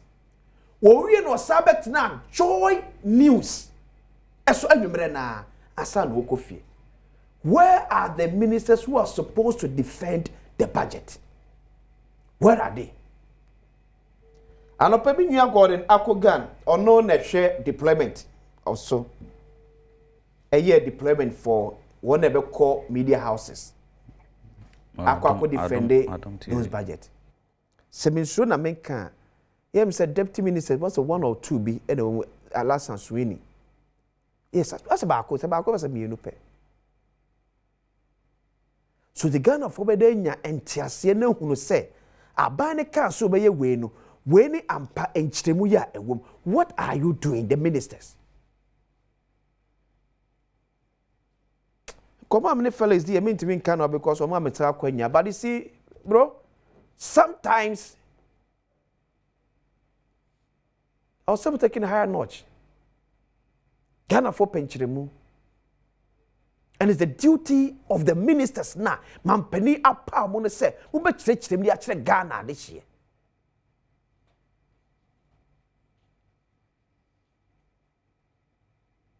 And actually radio ni TV station so bet minister Binka. Why are you doing this? Mo boa by na anasa mo bo nefu. Ah? No, because you are now honorable being so there. It's not because your party to be denying them so. I see, what do you want to see? Mania. It's all budget. Now they come out finance minister. So when him say, you share be a me imagine in him in Tiasia. And but me know any advene wo. What's them no? San say, enra nkwa na kan budget no. Enra.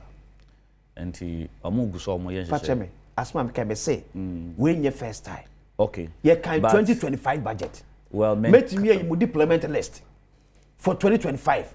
But you can't budget ni no. So nim say me minister. Met I know anyone been making. But e bia na de bit match mu no. That mean cancer. Mo be ministers na. That mean cancer. Me say. Minister no. One na the budget no come finance minister. Okay. In fact, me say even the finance minister can know all the details of the ministry no. And no the ministry ni be brand no. Yeah, cabinet budget to me say bia agric ministry say 30,000. Cabinet tells there be 30,000, maybe 15,000. Did discuss your palikuta the minister of agric from Monday kono. Even before Monday no. O mede. O ma yenhye ya over. NGB. Me say 2025 omoba parliament we defend the church dey bam. Opani. Obunya sade no. What for minister be what the catch me na me fa na me kan just off no. Me fi me say one why deployment. Mo deployment am here no. You 2025 dey. 2026 dey so aba. It's not good. Asemi we mu da ho. It's not good. E mu da ho ntia bia na ncheche mu nche da hia bebre sa. What you say? Asemi na mu da ho. What you say? Akrofon boko dey. Boko. Asa ho ya hiti. Akrofon boko. And na dance my idea fashe.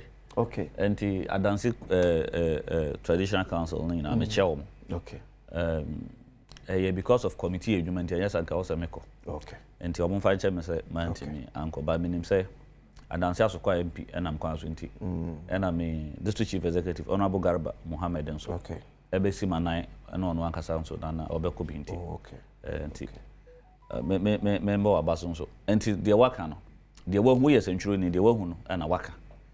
Na say na waka say woni Felix di nkomo idie. Minim say obetake ni up. Na they also mo yefa ho bia but idea no at the whole plane nti akwa benya case no de kokko no so mfa lawyer na say we dey onya lawyer bia say no da dem no o say ho no be dem no but I say we the whole plane onya lawyer una ya fa court say be dia agro na chief justice da ho clear former chief justice na say go bi wa wo sha referee crime support me former chief justice former chief justice Krenya case no for lawyer yeah for court says okay so you be sure say come on patron February be farmer me the former Ashanti regional chairman Edema Poultry Farmers House say person shall say from Koko Kitikiti. Oh yeah. Yes. Me memo mampani abaso. Okay. De okoye em so ne kasa bi ono abeka. Yeah. Ene nansa na mampani wa Asante Mantem. Okay. Na obia ni Boris B.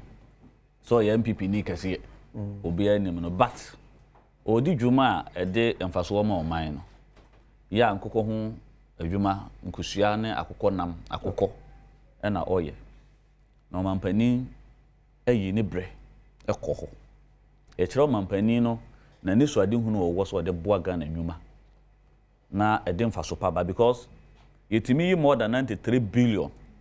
Afi ba ko ne de kra nkoko nam a se bi yennim kwa mo fa so on package ye the on say krum ha ye to obi ye ne ba outdoor na o de akoko nam be ye yeah obi ye party a odu Ashanti region a na ye Friday ya e china ye Saturday yi ahodo e be koso nyina akoko na be di emu kane na ma ye be hwe no wo okay enti na wo hwe ka ye bo no nkoko akoko nam a ye kraba ho a na time now we had the last 8 years poultry farmers bibri omu businesses okay egun na the omampani aye a or revamp sector na enra kra directive or the buy in the budget through at force and say from the very lower level up to senior high duane aye dem school for no na ade or never fast stock wa director no say omon stick to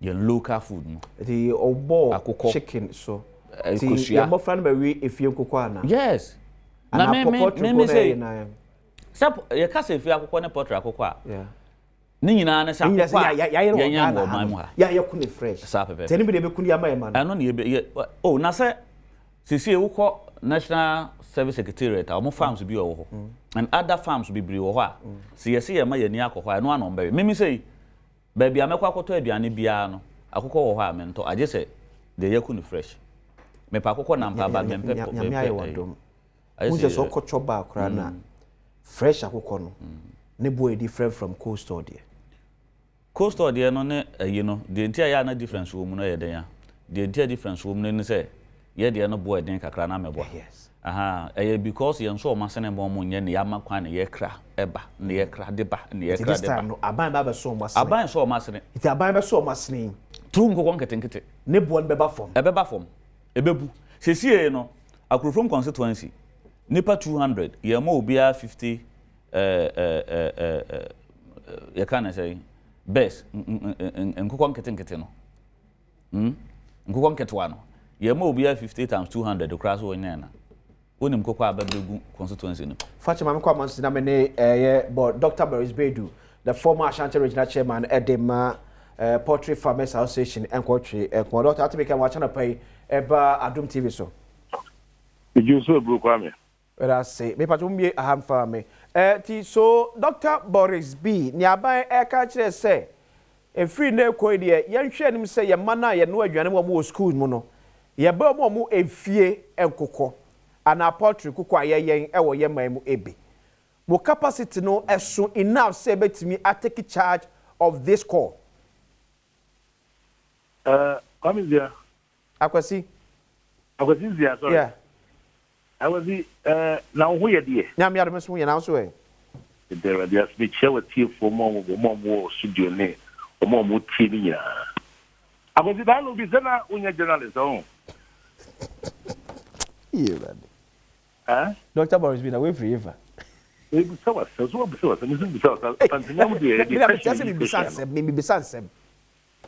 unya journalist. No journalist me boana. So what is what push here but we should be start to do better so what dream. I was you can I know the former Ashanti Regional Chairman of Poultry Farmers Association. Yeah. And then I'm a freehold. Yeah. And then I'm the National Vice President of the Poultry Farmers Association in Ghana. And this is my free yes, sir. And also a bit two journalists, like the Penny and when I host interview me. But the only fast Ghana yeah, they are say. Yeah, make so I'm building a pond. Okay. Now, the other make say, on the question is that your capacity. Yeah. America can share here to compare no be do better so much dream. Okay. Young fellas say and there on the playing field, and you see a shot here. You are John Dramani Mahama of the Uja legacy betuho. Say you will know and numbness so. The revitalization and the revamping of the poultry industry. So the other is 2014 when the broiler revitalization and they did the more simple competent kitchen. Poultry farmers that as the PSA and they are no more drew Yamimu home in the Dawasi. Poultry farmers organized. Now, on the Zoria Tekima, or can simply say, policy framework, the Dahono, will start with 55,000 households. And our fees will be back at the twice second fee. A year, 50 anchor farmers with 80,000 birds per each person. Okay. And some about a bigger picture. Minya, Sa Jumedinia, dear baby, or shall I say, baby. We are building up. It grew. Ama said you a bruso. Na impo. But you say, oh, you know, Kata studio. Yeah. It's what can you say? And say, you get a price difference and you have to work in your day. You have one yedding. You didn't pass. You have to work in yedding. I took quite a year, 5 years, 8 years ago. How can that budget work for me?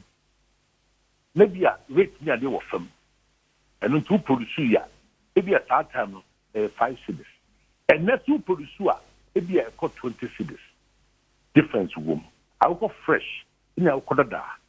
Would in fact compare already to apples. And you know, everyone, it's the quality and the standard, you know, and a clear ball, a ball in your day. But all read, yeah, yeah. Said the year John Dramani Mahama, the Chiman or Rima Kukodi. Now no so by Mr. Grilly Biuman or Kama or Linen Kofu or Bio Ribi Biano. In fact, it's a doubt I had John Dramani Mahama interview. I have to say, how was the taste of Boris B chicken? Look, organic. It's actually a halal. I can go forward and be a bit my baby. Me can't could you say, the they have the national president, El-Wak, and the general secretary, Lawrence Amati. Na, yes, you try to more a bit crazy. A crazy is possible. Emma, you know, you extend it to all poultry farmers. No, we are outgoing. No, we grow, near process. No, at least, you know, it's me a cost school. Send me here, John Dramani. A buyer who chicken or so move or share quality or have taste this or find that. No, him out to go into the school feeding program. Immediately, your friend and minister. Man instruction for the station and Kasa. You umpire, you may not do no only at force so at the finance minister. I'm a ship, I'm a right parliament, a yearly budget, you see, right, meat, chicken, and eggs. Yeah, young Francis school feeding program. Minia, and now 24, if you say back, let's get big a day about some Katrama one day. Some local human and cost. Yet, mean Canada, he has to leave a legacy. And I think that he's on course for that.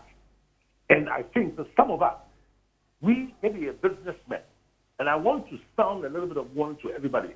We are devoid of party colors. Listen to me carefully. Obia. Woman, you fat, party, 720. Near share of mining town crop. Any year, because he said it openly in Techima. Or see, the country is importing close to $400 million worth of chicken. This we all must be ashamed of ourselves. And you na airport woman. The soldier kakra ye ko pe ebiewu. Asa penya wo ho.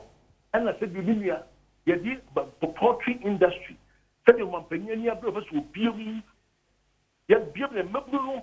SS you be a little bit messia dia ko ekire. Hey, your private college, you fit Cambridge International, Alba Cambridge College. But now for no one a day. If you are in Minia, for her, who shall be a Boris, it means it is suspended. Not probably defect to class. And also, university look, man, copy. Dr. Boris B. Doctor, you share at the way. Okay. Now, Saturday now, and Memphis. It's been here to my year. I just don't go school one as well as my poultry can employ more people and a bit of choice because. Okay. It is a man okay. So we share your average consumption of poultry or Ghana about 400,000 plus metric tons. Your local production about 60,000 plus metric tons. With Enshaya buying Edigu Aquemi, yan share Mr. Pija production from 60,000 to Hefa. Media. Okay. And they really by the authorities.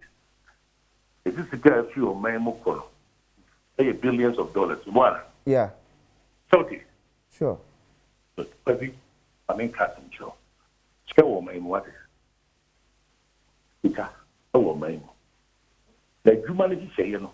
And amount for change a discussion. Okay, Mrs. Sa quantity. The government, if the government creates the right enabling environment, the amount for the pioneer, technically, we are technically sound in human being. On the pioneers in Kunya, yes, so see a more like him. Some should be still with them. Ama, they agree overnight. I'm telling you. Okay? I want to listen to the positive side of the news in our country. When I'm you'll never see me criticize it. But when I criticize, it should be very constructive. Listen to me carefully. The reason why I'm saying all this is because, say, the side of it not poor. Not your canvas. Okay, then the deal. You see a shot here. Why the first shot here? So we're in that time. Near expandio. I want to say, yes, you'll be very happy. Joe Biden and the Bray, $1 billion share meat processing expansion in America. Now look at where America is.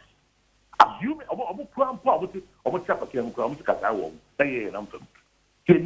America will be any more than government so close but the superpowers of me again you market sectors here and because Muslim children. Then we are going to build upon it. We are not going to let the vision of the president slide. No. And some of us, we are ready, and we are bold enough to stand before this task and let it work. But at the end of the day, it's going to benefit Ghanaians when production and consumption is gotten locally. That is where we are bettering our GDP. Okay. And of course, it's going to help the economy. And Yenya Rishibu said, and some it's sharing with for 2026. Yeah, poultry production for Ghana ever come more than 60,000 plus metric tons.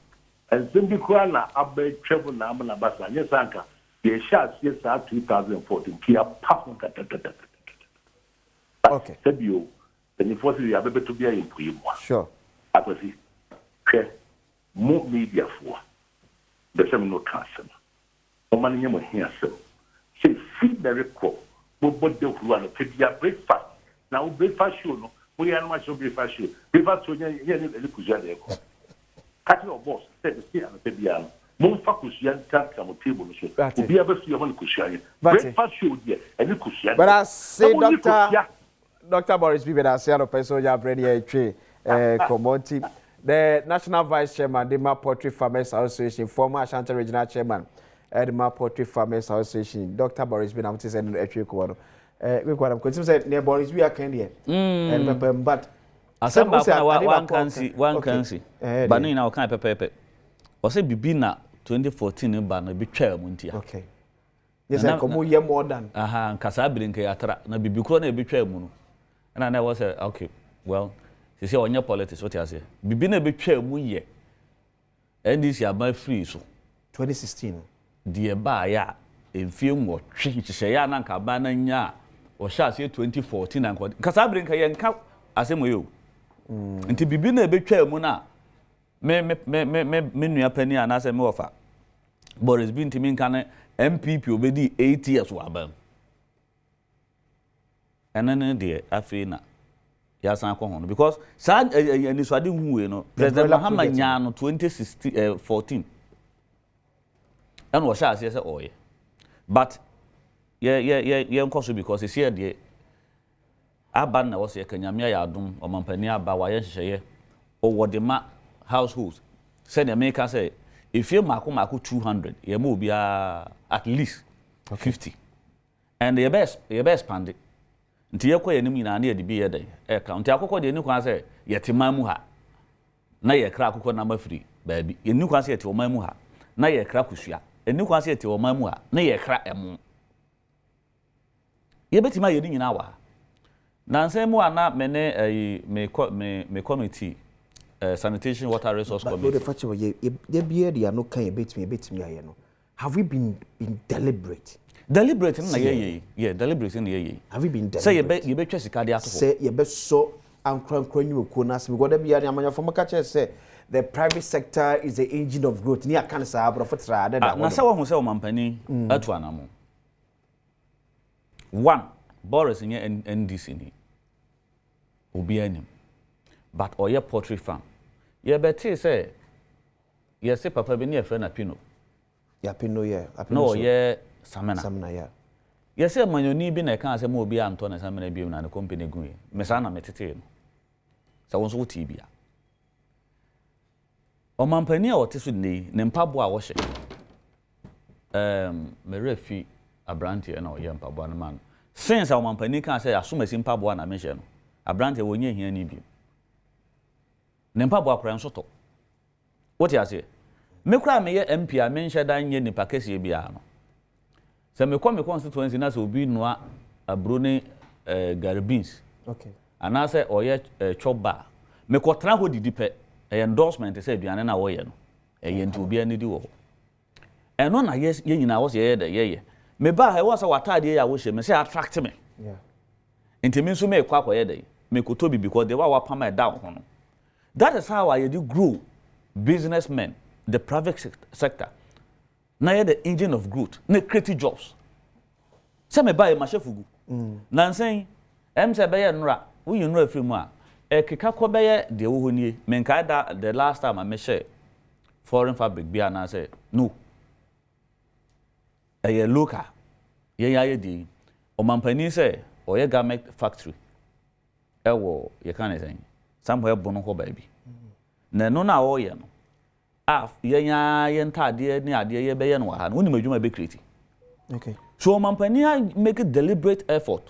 Say oh yeah enti wako o say oh mama interest bi hwe mama ndi bi hwe ene ye nyina ye be pese ye kwakwe okay to ba bedam abana Rich Tachimensa. Okay. One the Central Regional Secretary. Okay. Of NPP. Okay. Also a message way. Akwesi, good morning. Schools already buy maize and eggs produced locally. How much is given to each student per day? That some of the amount can be used to buy chicken produced locally.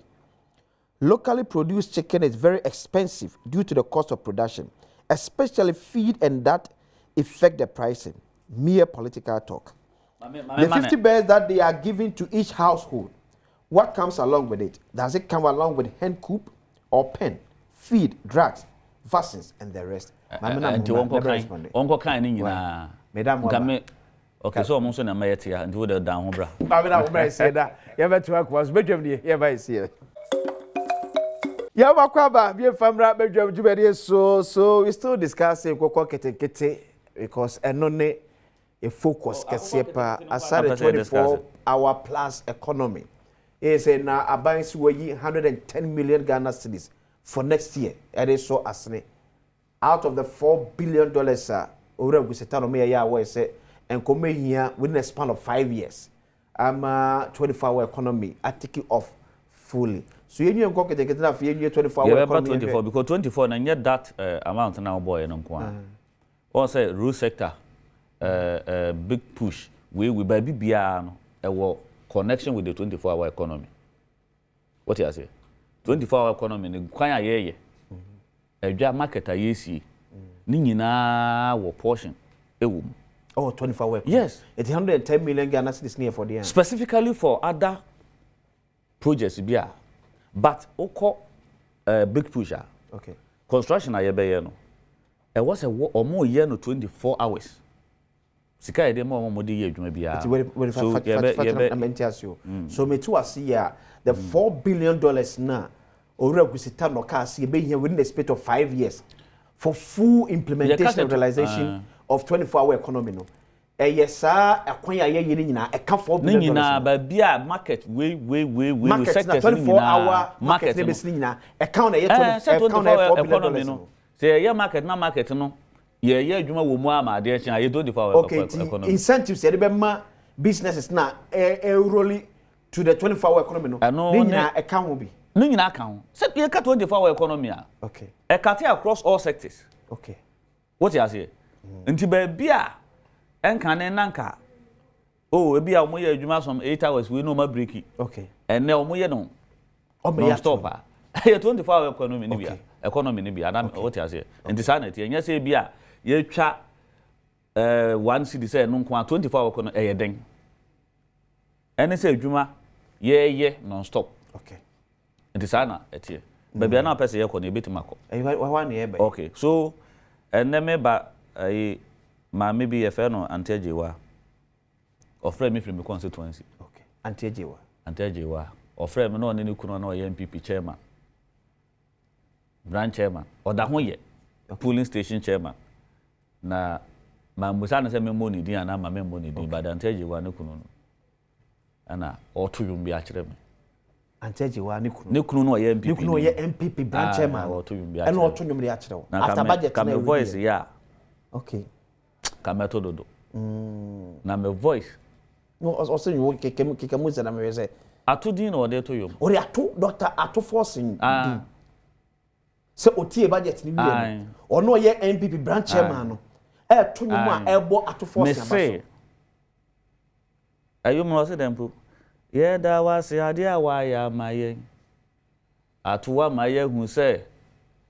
Who nimdie papa who says NPP branch chairman polling station chairman polling station chairman na me voice ne ba meto akwasi enra se wo hu de course wo e wo fie ho na se ne wo hwe ye sorry anope ya na won number bia wo se nipa ni masesa ani je aba nipa ni because Say obi can say dollar. You bet him manage dollar to cedi. I'm a dollar. And now you 14th November, right? Okay. 14th November, Sabre in 2024. Na dollar to cedi. Na twam 14 cedi to $14 cedis to $1. Anameboa. Okay. And na ya me na wo kasa yi. Almost 11 months and this year by at forcing. His Excellency John Dramani Mahama yi no. Watima be manage ama dollar mama depreciate throughout the year. Okay. Against the cedi. Against the cedi. And now me no ka say dollar at 10 point I think 8 or 10 point. Dollar not depreciate and as a cedi not appreciate. Dollar depreciate ama cedi appreciate. Cedi no anya hoden wo no kosoro cedi no momu kosoro. Na dollar e kofo. But so $100 e 10 cedi so. Se babia na ejina no. Na wo se san na wo hia cedi no mako 17 18 19. Okay. Na wakwa konya $1. Okay. Na wo hia sa. Wo hia 10. Wo hia 10. Okay. So wo dia wo run no decimal you crowd dem fa say 11. Okay. Wanya $1. The effect here. As against from 15 yeah me fire in January. Na 17 almost say 50 you see a bit mama sa wo dem fa 50. Bank of Ghana dey buy intina me quote here no. Bank of Ghana dey we. Yeah. They were no. Bank of Ghana. Okay. But the ye nimu no. The ye nimu no. 17, 18, 19.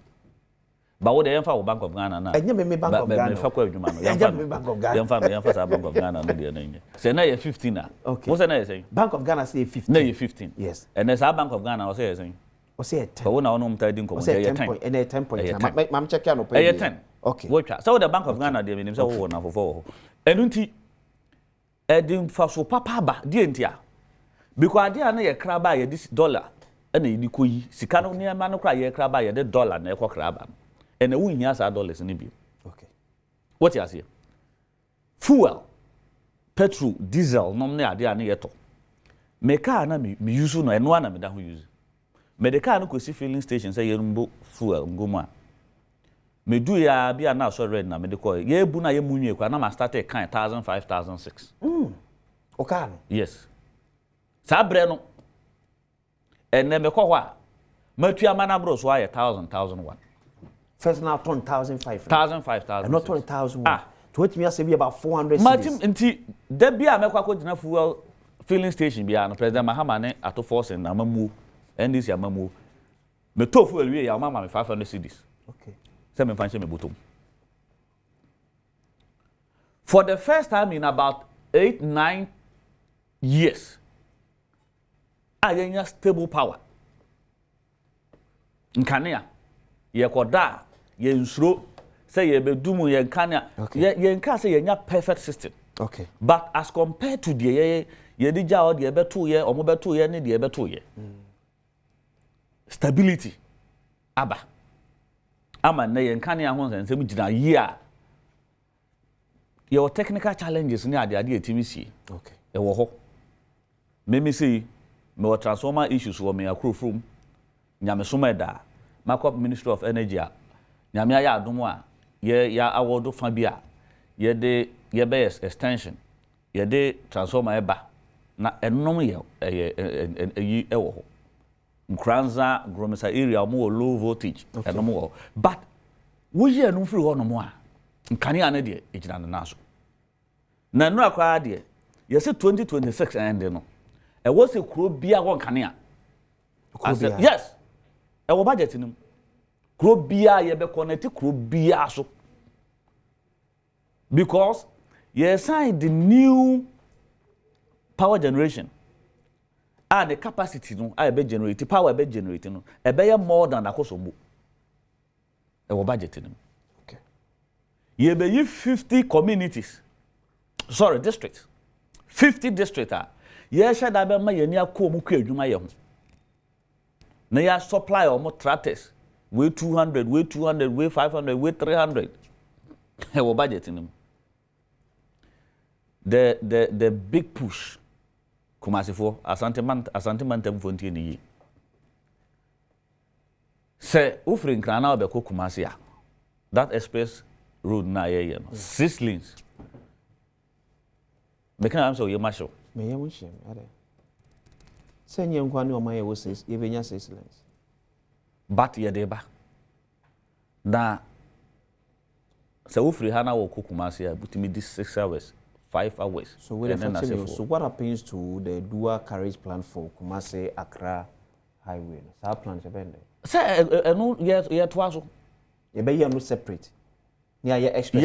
Ye wo express road no ye den. Okay. And na de ye dual carriage no so go. Na obi a release $78 million the amani pa de. And here for Amasama. Yes. Yeah. No. But make say Osino de no nem ne ade na ye no. Yeah. Wanya you no bia hwa. Me was can send them our production team now hwa na ye be ye no. Expressway na. Yes. Express me expressway. Yeah. Na hu ba bia fa ye nyina. Me ba me dey say. Ya come here to say ya prepare ya ho say ye dual carriage from Accra to Kumasi. Eno no. Ye wo de da ho dada na e ko no. Yeah. Kumasi no wo ho. Yeah. And a word ye de even ye de for Kumasi echi. Okay, yeah. What you say? Na easy traffic obi wo anye Kumasi no wo ko. Hono wo ko no den region ho. Enti kwa na be wo ho. Ti e be ye eno plus the dual carriage no. Definitely. So nya wo na wo ada na me ba house wo for the Rose Minister. Ananya wa. Na asema wo busa mi. Na se o ma tell me so won ti ase a. Me ko busa madam fo. Busa wadam fo. Because yeah me hu de ntia asem wo ye Gavin kwani wo ho ye express road aka ho okay but me say wo da ho wo enti wo pa bibia the issue ni a me wo o memory say from 92 project ya ye nwie no memory ya do de he na ye jai ndc by project be na ye jai ndc by Paul me to de chere project ye ndc by ya issue any instruction directive say me can ye nya bi me can say jai yo me can be no issue directive say sa project yes me start ye nya bi oh MPP for omo ye there MPP aban by Cocoa Rose you know issue official say so obi enja obi enja no mo ye oh dem so mo face so omo ka so obi enja no mo ye audit da be na be ka say obi anto aso dem dey ka say ye nya bi tie tie omo issue statement say directive say wa wo ye Cocoa Rose bia hold on yes no mo ye audit yeah omo ye audit no hu audit no that's what it was so wa be mo so because hold on na no some person to aso be catch yourself to aso na one can just to aso it your man nye Cocoa Road bim what hold on it your man nye Cocoa Road what hold on o man nye Cocoa Road bim no of akwasi o man nye Cocoa Road ni bim ebi wo o man nye me from constituency na yanda Cocoa Road wo man nye 1 kilometer me that's akwasi o man nye o Honorable Joseph Azuma na akwasi yes se wo hwe sa fe ne ye be she budget na party ye wie ye ko obi ama wa ma madware abo pa da nyina betena ha se ana wa ayi anuti akwasi wa ma me pa da ye me ka ba dia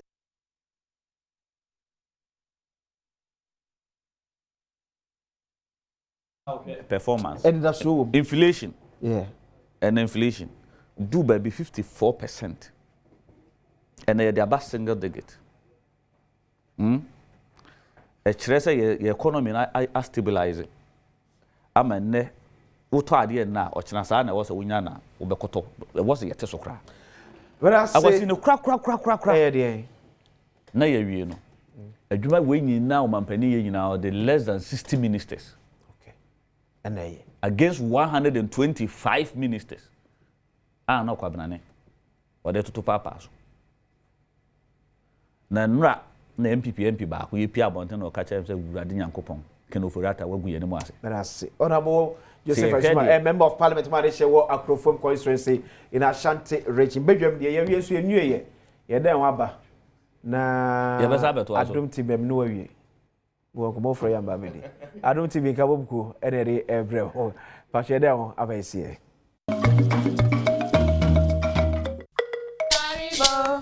Haribo, Strawberry me. Ahinaribo. Yes, good aribo. Strawberry me. Yes, good aribo. Ababa fire. Ababa fire. Na yambo ye wurusi. Yanene betnada. Me say wana beba ye. Wana beba ye strong. Wana beba ye strong. Me say wana beba ye. Wana beba ye strong. Wana beba ye. Wana beba ye strong. Sama beba ye strong. Belinda beba ye strong. Obronson beba ye strong. Obiara beba ye strong. Me say wana beba ye. Wana beba ye strong. Wana beba ye. Wana beba ye strong. Azoya, Zoya, Zoya, Azoya, Zoya, Zoya, Azoya, Mama Zoya, Mama Zoya, Mama Zoya, Mama Zoya, Mama Zoya, Azoya, Azoya, Zoya, Zoya, Azoya, Zoya, Zoya, Azoya, Mama Zoya, Mama Zoya, Mama Zoya, Mama Zoya, Mama Zoya, Zoya. Hey, beautiful, beautiful, beautiful, beautiful, beautiful, beautiful. From as I get into a month today, what the match I'm watching up. Okay, so the Stars Fan Club, and then you know more LG and Como, our dome in Kabumre, you may say the car to say if you're the beer. Near ya and see a tree and side fre a kudua. I come wabo a one crank croja. Maybe I will be a tosa fre wabbit me a babiano. Ye tosa efro. Near you know, say. Ye pursue what to quino. Unya baby do a dom. Now some a tour where ye chijna for amanet me abwa. Elitama Adom TV Yakofa Adom Kabumbre eri aba. Nipa bebre nam crank croja nam kumasia. On them sa sebeko ye se unko ye. Tibebre crash and walk on for. Because of our dream, we are some to now nimni pa, or bet me a GD case on the moon, I can't ask them the actual. And we did this everybody at the abroad. It's groups never in now, identify be.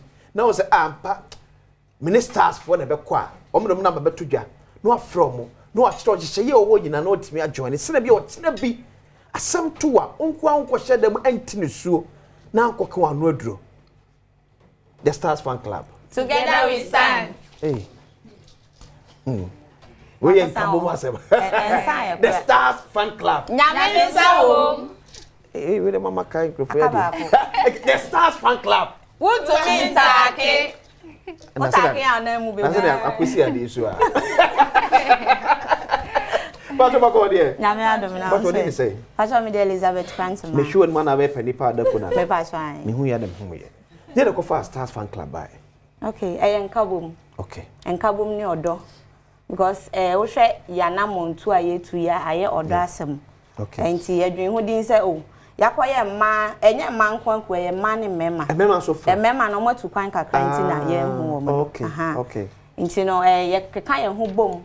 Said ye betumi aboabo ye ho na abo afoforo nso. Okay. Nti nye nkwa na ebenya mfaso wo so. Ye kwa akiri. Okay. Eti mun kasa mo bua man kasa mo so no. Musa ye adoye. Eso ma enkrofo. Okay, ti ku no eye hwan na ebetumi aba join. Oba betumi aba join. Oye oba na wo free 25 years to 40 years. 25 to 40 years. 40 years. Oye be man so be man dey age 25 to age bi age. 60 C60. C60. Bachan. Remo is when you from this year. Okay, remember 25 to 60 and am 25 to 40. Okay, but I go. Okay, but I say, munya it's na mukaguma so no. Mu pe questions akese we sabe. But I say chechem na. Ya but I say. Okay. Ye betumi abo amanfo na ye nsa du akiri. Ye pese ye nsa du akiri na su obia so. Okay. Okay. Na ye but I ba ko no say ye behwe enyanka. Oh, okay. Now, more money be obi a wonko school that yet to me did not con any more brabo. Okay. It's a person me join the star who ya made. The here say, ye be a number be man, ya chow, ye and she say, okay. Aha, ye won't say, I ye do so. da ye de ba meeting ne ade eye eku a ye yesu ose oya asanteni nku na betimi aba oye ko ni nku abetimi aba oye dagati ni nku na betimi aba oye frafra ni nku abetimi aba na so obi bia ye wa hei ye wo frafrafo ye wa igbefo dagomafo achemfo ekuapemfo mpepefo tribe bia wo madamfo bia wo okay tribe bia e wo bi okay na se ti bubu de no enam so musam de aduane kra so bae e mo famra so na yenye so ye together we stand okay na se ye na ye kambo mu a e de ya e be ye okay ti and ye together is one we wow together we stand okay eti we aduane be ya we akrapem form potom your friend is saying ampesi won kwan mu mpoto papa bi okay na we nso ye agbefo akpele oh nice oh wow and we nso ye akpele no ehun tilapia no yes akbe hu akabe ka sanya akpele